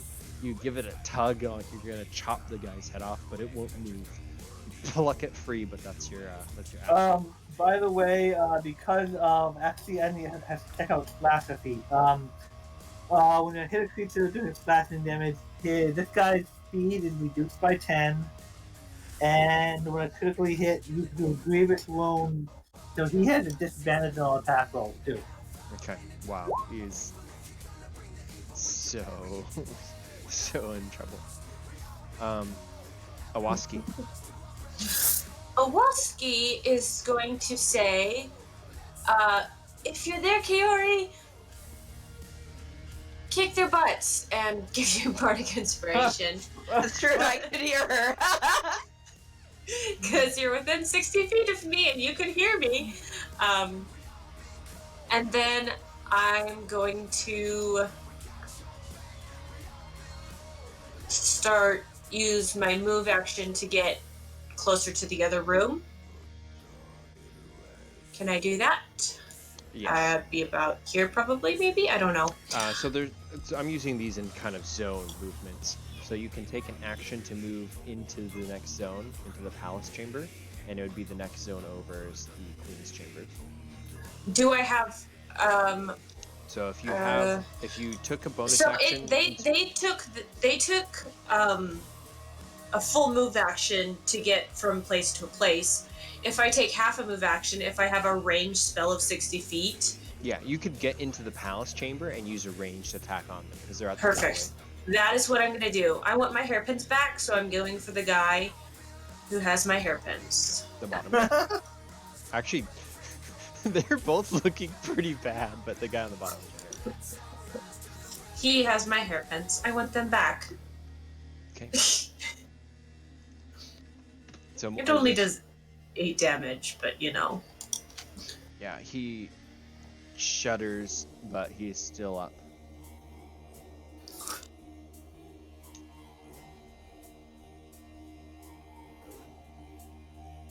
Okay, that's your turn. So Kaori. Okay, I am on the roof. Do I, like, looking over at the buildings, can I see through the windows? Do I see that there's an issue in there? Roll a perception check. Okay. Oops, sorry, I had advantage still on, but straight 16. So Kaori is basically like Oh, you're so standing tiny. here on this Oh, I'm roof. tiny. I'm itty bitty. This guy that you killed was standing here at the chimney. To kind of here, to look into or listen into the palace, you need to move into the palace zone and try to look through one of the windows to get down. So that would be perception, but you need to move there as well. So if you take your movement to get to here, you'll be able to see what's going on below. Okay, I think what she would do is, if I can take my movement, I want to get to where he was and get in through that window to get into where I'm assuming everybody had taken the child and where they had taken the child. So boxes. How come I don't know. I don't know, and I can't open the thing to put a marker on her. Something like that. I might think you consider you an intruder. That's true, but she wouldn't think that way. Is that one going to be grid appropriate? It should be. Yeah, it is. Yeah. And I have the ability to fill stuff. Okay, cool. Okay. Yeah. So I would take my movement and run across the rooftop to get to the room where the guy was. Let's see. And I want to give myself that. So you basically start running across the roof, making a very awesome far shot of you just dashing across the roof in the night. You get to the chimney, and there's still kind of like some leftover smoke coming out of it. You can probably slide down, or if you wanted to try to bust down through the window the same way the ninjas did on the prince's room, you can do that too if you wanted to next turn. I am going to stick my head down the chimney and shout, "Lady Sato, are you okay?" So that way they know it's me up there and not some random person out to kill them. I don't think you'd get a response from her. She's trying to basically maneuver herself around by the bed to be out of the way. Over here, this guy just plants his blade into the ninja's neck and kills him. Just one downward stab. Then he looks at Gekido and just like backs away. Yeah, good idea. Good call. There's an attack of opportunity if you are in the mood, but he is your ally. No. Actually, you already took your attack of opportunity anyways. The ninjas get to go next. This guy hanging out is trying to strength save. That's another fail. The two ninjas in here are going to take both their attacks on their specific foe. So first two on guard Yoi. It's a 19 will hit him. That's plus N. So guard Yoi almost gets like chopped down. The two on Liu Shang, that's going to be an 18 and a 21. Yeah, those will hit. So two slices on you. Those are at 4. So that is 14. As 14 damage? Okay, Yep. so I have 5 temporary hit points, so 9 damage. Yep. And that's the ninja's turn. Then it goes to Gekido again. Alright.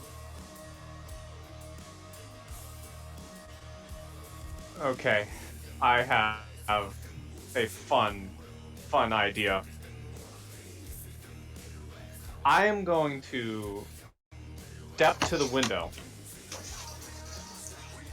And basically, this guy staring up at the window, he's just gonna see a giant red hand grab the top of the window, and then my entire body just peek out of it, staring down at him. And I'm assuming he's too far down for me to grab, so I'm gonna grab the rope and start dragging him up. Yes. Roll your damage, Mackenzie. Okay. I'm not gonna make you Good roll night. athletics because you Good night, Felicia. Oh yeah. Okay. He is just getting raked by these vines and thorns as you were pulling him up. You pull his body up almost like by the leg, and he's hanging there. And you see that he has started to bleed out from his wounds. What do you do? As I hold him by the leg there, I cut the rope with my claws and let him go out the window. Splash. And then I start stomping my way back to the room. Okay. I don't know where you want to put me, but you I start basically- stomping my way through. Yeah, you enter into the next zone. You're next to Iwaski. Liu Shang. All right. I didn't actually wasn't watching that closely. Did he get disadvantage last time? No, I did not give him a disadvantage. Isolation He had change 2 anyway, attacks. So for him, he rolled the 13 and 15, so that would have still been a hit on the first one, but for the other one, would have failed. So you can actually remove for 8 damage. You can take 8 damage back. Alright, so means I only took 1 damage off of other than temporary hit points. Yep. So you only got nicked, and it's because of the arm that missed is because of the arm is almost detached. Well, I want to end this battle quickly, so I'm going to use my fighting stance again and getting my 5 temporary hit points back, and do 1 attack against one attack against the other. Okay. Hopefully, I won't roll 3 critical failures in a row on the other guy again this time. So against the guy who's missing an arm, and I'm pretty sure 19 will hit. Yep. 24 damage. How do you kill him? This is the guy who's like, yeah, he might have a shot. I just come in from the I grab the arm and just kind of like twist and then just like cleave like through his shoulder, up across the shoulder blades. Yeah, he is dead. There's no way he could survive that. And then actually I think might even get a bonus attack. Because Yeah. someone did last game. I think that. I'm not sure if I have that feat or not. I think you get that automatically with Great Weapons Master Yeah, feat. it's just part of Great Weapons Master. If you Okay, down somebody, so- you get to do it as a bonus action. As a bonus action, then he will attack. Oh, Ah! but that's just the bonus action attack. So you got other 2 regular attacks against this guy. Does a 13 hit him? Ooh, it does not. We'll add a d6 to that from Bardic Inspiration. That does Does a hit. 16 hit? Yes. Thank you, Bardic Inspiration. You're 18 welcome. Okay. For this guy, This guy had all the hit damage. You've done enough to like clean off it, like take his head clean off if you want. He's dead. And it's perfect because he was the one who had my hairpins. So, you know. Rude. The body Rude. sinks down.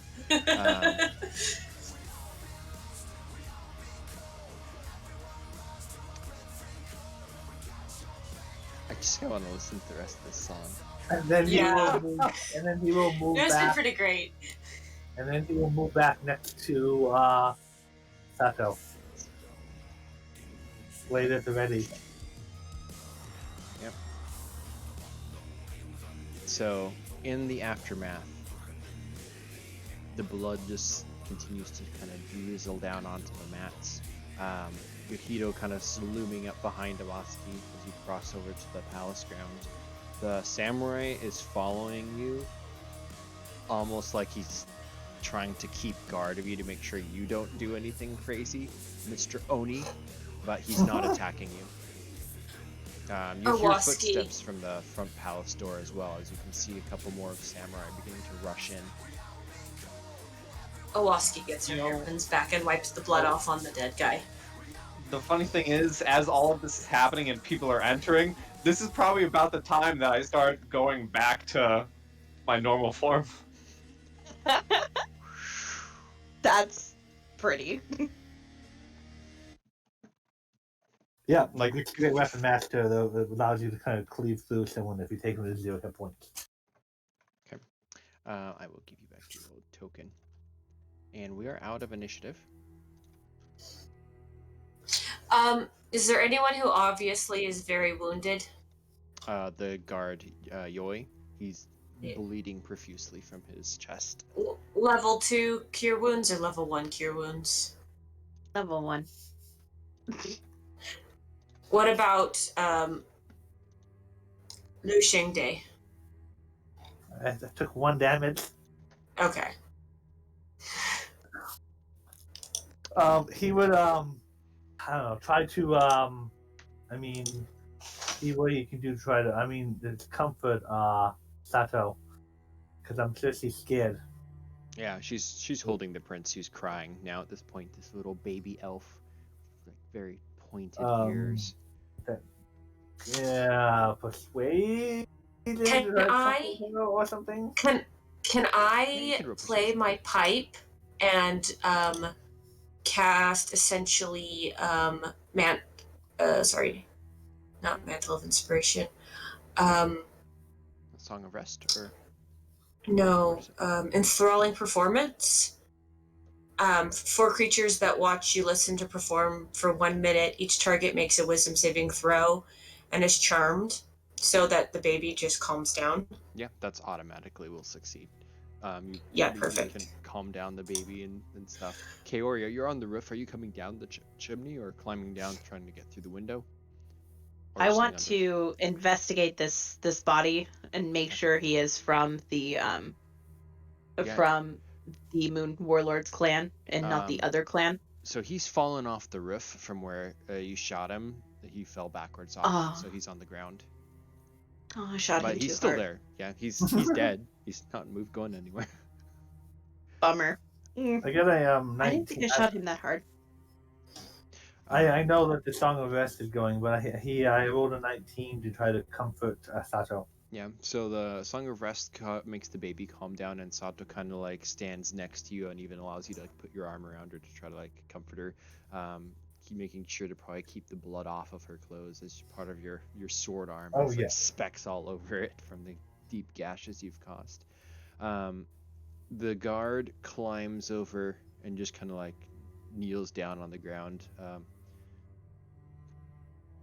I guess towards like the prince.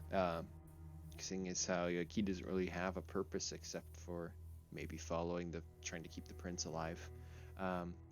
The samurai burst in and kind of like trying to find out what's going on. Gekido, you've changed back into your own person. Are you basically like a shirtless man with a mask on? I am basically shirtless. I have my mask, I have the helmet, and then I have my lower armor. So just burling muscles and like Any excuse to take your shit off. doused with just appropriate amount of sweat for the sex appeal. Yes. Perfectly set up, yes. The samurais all kind of burst into the room. Elder Choro has sheathed his wakizashi and is at this point he takes the prince and he's holding the baby. But everybody's kind of like recovering from the aftermath. Iwaski's playing the little panpipes or whatever. So they only Flute. sent 2 samurai on the they had 8 samurai total, right? So there's 5 here. Okay, so they sent 3 on this mission. Okay. I will fling myself in through the window. Boop. And land. And as soon as I land, I hold up my bow and I hold up my other hand to show that I don't have an arrow in it, just so I don't trigger any sort of attack towards me. Yeah, they probably are all like on the verge of that. Do you break open the window, or are you trying to gracefully like maneuver in without breaking anything? Because if so, I would try to maneuver in. So acrobatics check, please. Sure, yeah, I would try to maneuver in. I don't want to break anything. That would startle everybody even more. So 13 to try to just kind of wiggle my way in without being too like explosive. Yeah, you're successful. It's not as graceful as potentially he would have liked, but you get in no problem. And you are not attacked. But in the aftermath, what do you all do? He would say, we should have had 2 days. We should have had at least 2 days lead, or a day, or maybe 2, at least on any pursuit over the canyon. Unless they sent out multiple people at a time. These assassins must have been here beforehand. We made far too good of time through that path for someone else to follow so effectively. Unless they were already here. Exactly.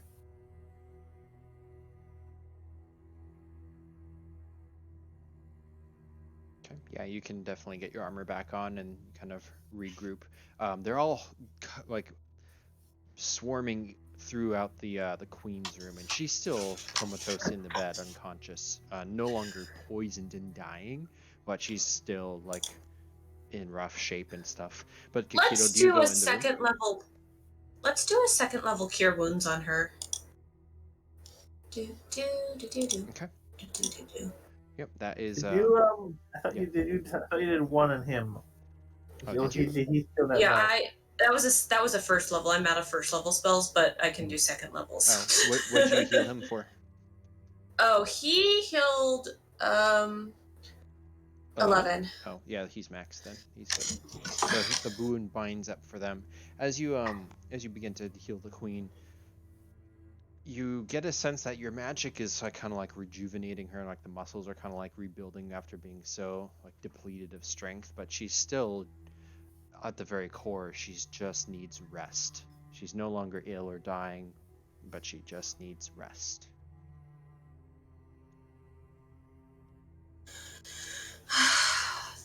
Well, she needs to sleep. She will wake up when her mind is ready. Gekido, so you get your armor on, and then are you going inside the queen's room too, or just hanging out in the palace, like in the chamber? I am essentially like I am standing at the doorway or like behind the other samurai. Like I am just intimidating without being intimidating. Okay.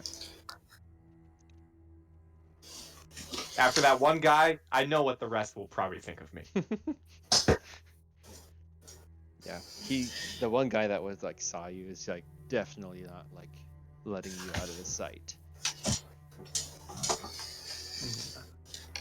So anything else from Iwaski, Kaori, or Liu Shang Day? You return to the all the samurai, or all the house samurai. Like perhaps we could dispose of the bodies. This is a royal bed. This is a royal bedchamber.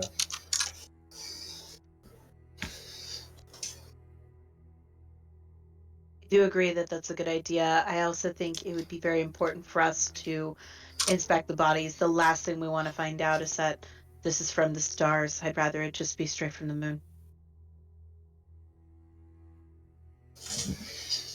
Who are the stars? Sorry, just for some clarification.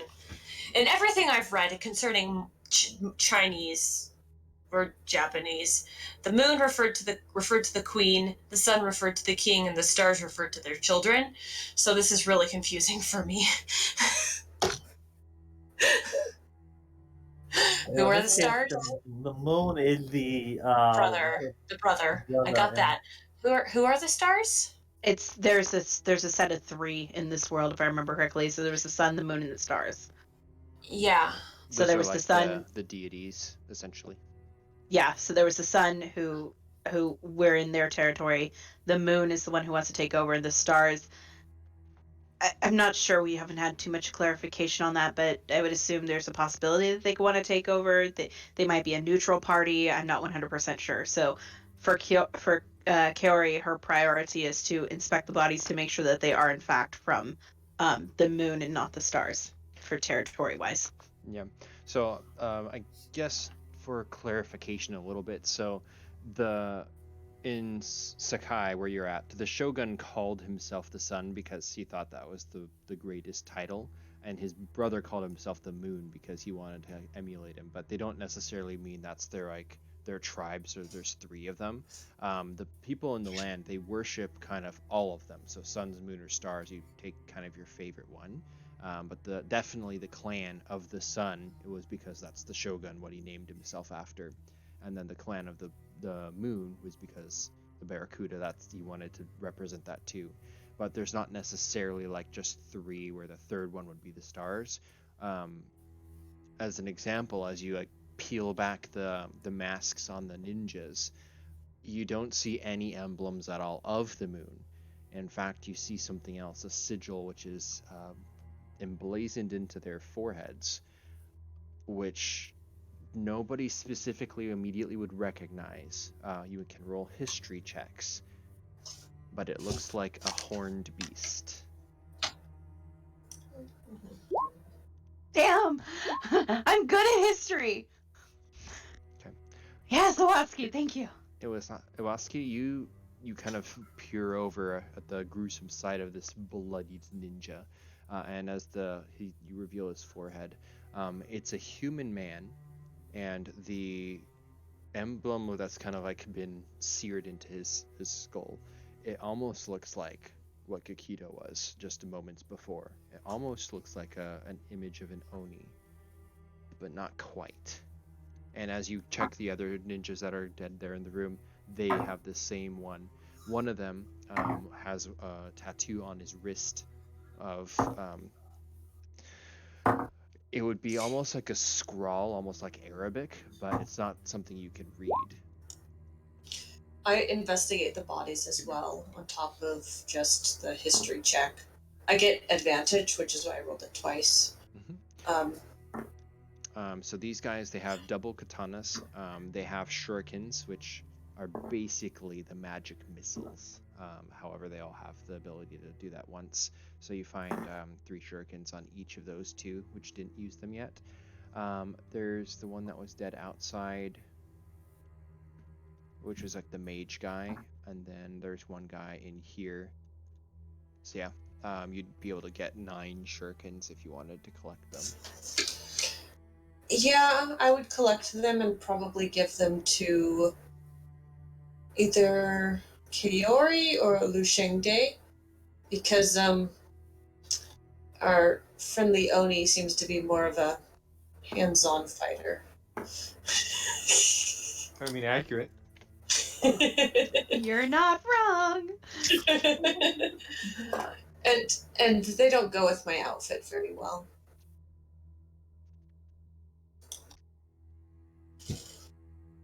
Okay.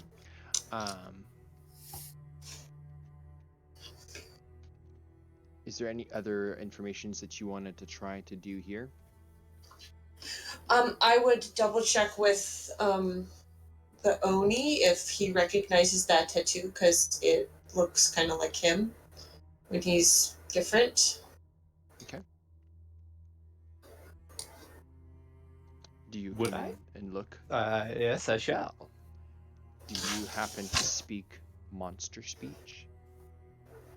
Yes. What? As you pull the arm that's almost been severed off the body, you look at the wrist and this kind of scrawl of ink that's been tattooed into his arm. It is in monster speech, which you can read, and it says, "Bring back Akuma Oni." And then on his other wrist, if you investigate a little further, it says something else as well. It would say, "Serve Akuma Oni." Who's Akuma Oni? He's the baby, right? No, I don't think so. So I don't think that's the name they're of the trying baby. to bring Wait, back. bring back Makuma Oni. They're trying Serve to bring Makuma back an Oni. Oni. Oh no. Is the creature that you look for sometimes? Do you tell us what it says? Oh, I would definitely, and I say, oh yeah, I think they're looking to bring back an Oni. What? Is that the creature you've been hunting? That is You were not hunting a Gorer. the creature I am hunting. Why are they here if they're looking for an Oni? Do you know that information? It said bring back Oh, Is yeah, it they're one not that's looking already been at defeated? trying to bring it back. Is there like something odd about this baby? Can I roll detect magic at a second level spell on the baby? So that Um, detected radius. Um, the detect magic does not show you anything about the baby For- himself. Outside the compound of the palace, you sense that the corpse, there's something pinging outside in the snow where it's fallen. You can sense that these shurikens, of the 3 ones, they are essentially like enchanted through the ninja magic for instant attacks, which will automatically hit minus a shield spell, and will do the 1d4 plus 1 damage. But those are the only Okay. things. Apart from that, you do sense Gekido. He has magic in him. It's a very similar sense from what you sensed at the tavern. At least My he's not a sword, perv. my sword wouldn't be magical. That's true. Liu Shang's sword also Okay. kind of pings. My bow. I would eventually want to go out and Stuff. check the body that's outside and figure out what's on it that's magic and bring back whatever it is. And my As well. axe. You have my bow. and My my fan, which I have yet to use. My fan. My baby. War Um, fans, war fans are really cool weapons. Okay, so you can go out, especially finding out that there's like the magical illness over there. You go out and you find the corpse of the 3rd guy, who's more of the wizard of the group, and he's got these it's almost like spider webs coming out of his fingers from underneath the nail, and they're just kind of broken off at a point, and you can see that he's got more of these tattoos, and Gekido can read them in monster speech, and it seems to be describing, along with the imagery which is tattooed all over his body, of I would bring the guards with me and have them bring the body back for Yeah. Gekido to read. Yeah, I presume For as sure. much. Yeah. So Gekido, as you kind of like just pull off the robes of the warrior and just reading it from his chest, the story goes of the devil Oni, the demon from long ago, which is to be resurrected if they can get the blood of the royals. Oh wow! I was Is- literally thinking that in my head. You just confirmed everything I was thinking. That's Does perfect. that entail just king or the king's son, or does that also include the queen? It looks like, because he does have a writ, and for a time I'm going to kind of skim over it, but he does have a letter saying the queen's blood is not good enough. Okay. I would fully relay all of this information and basically say, the child is what they are after. His blood will be used to bring back this Oni. What happened to the body of the king? I asked to the other guard. Is that known? He was slain in combat. He had to be left at the palace as we retreated. What of the town while you were there before you left? It was in still there was pockets of resistance, which was doomed to fail eventually. Salute.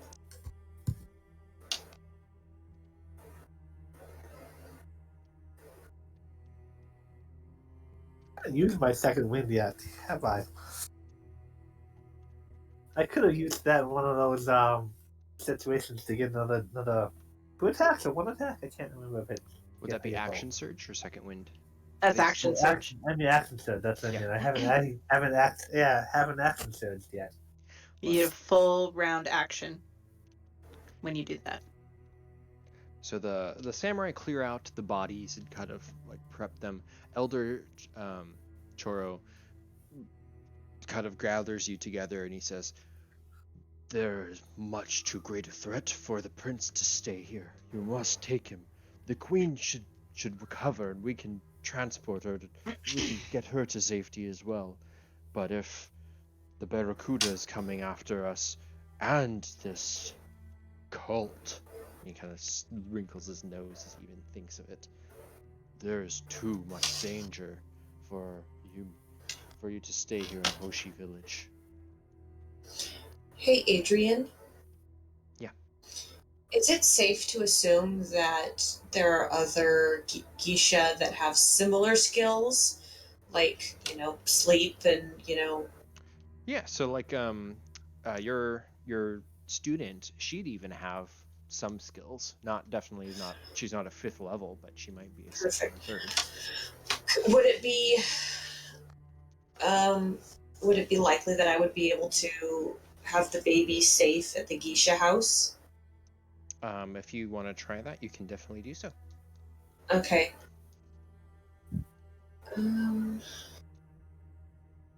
It doesn't sound like going back to the capital would be a good idea, though. Okay. If everything's in lockdown and rebellion mode, even the geisha wouldn't be safe. But do you have a sister location in one of the bigger cities that we could take him to? She would. Yeah. All the big cities would have a location like that. Yeah. The queen, once she recovers, should head north into the. Oh, I forget the name of it. There's Busho Province, the Busho. Kaze lands, and then there's back going over the pass. When the queen recovers, have her head north into the Busho Province. Make the general populace believe she has the child with her. Is that completely safe? They might have people come after them. I'm sure as a mother, if she had a choice between herself dying or her baby, she would choose herself. Why does somebody have to die? No one has to die if we play our cards right. They won't be able to find her, but it will keep them looking away from where we are at. I may not be a samurai, but I would be willing to go with her. Yoi kneels down, puts his arms up in a salute and looks down. Can I teach him some medicine before he leaves? Some herbal medicine, magical medicine. He seems to get hurt a lot. This is your job. This is your task. Your dedication is noble. Safe. Travel incognito. Let no one know who you are. He nods. He will do as you ask. So, as you make your final preparations, it's nighttime. So, are you going to spend the night here in Hoshi still? Set out in the morning, or where is with it being plan? It's really late. We got here in the evening, so I do think we should sleep before we leave. I think we should still be safe. Any pursuers that followed us will still be in the pass. We have probably dealt with any kind of threat already within the city.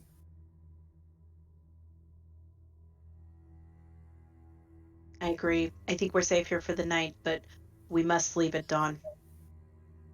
Okay. I agree. The question: where are you going to go? I know it'd be more convenient if I had a kingdom map for you to look at, but you can basically go into not uninhabitable, but it's not ruled by anything. That's called again the Kaze lands. There's Busho Province, ruled by the different warlords. You can go back over the pass towards Yama Village into the main kingdom, or you can try to go south and try to find a different pass down through the mountains. I would think we would want to go back south if the plan is to, but we don't want to take the same pass we took. So kind of circle around to go to a southern pass and then go back over. With intention of finding the geisha. Kaori is the one.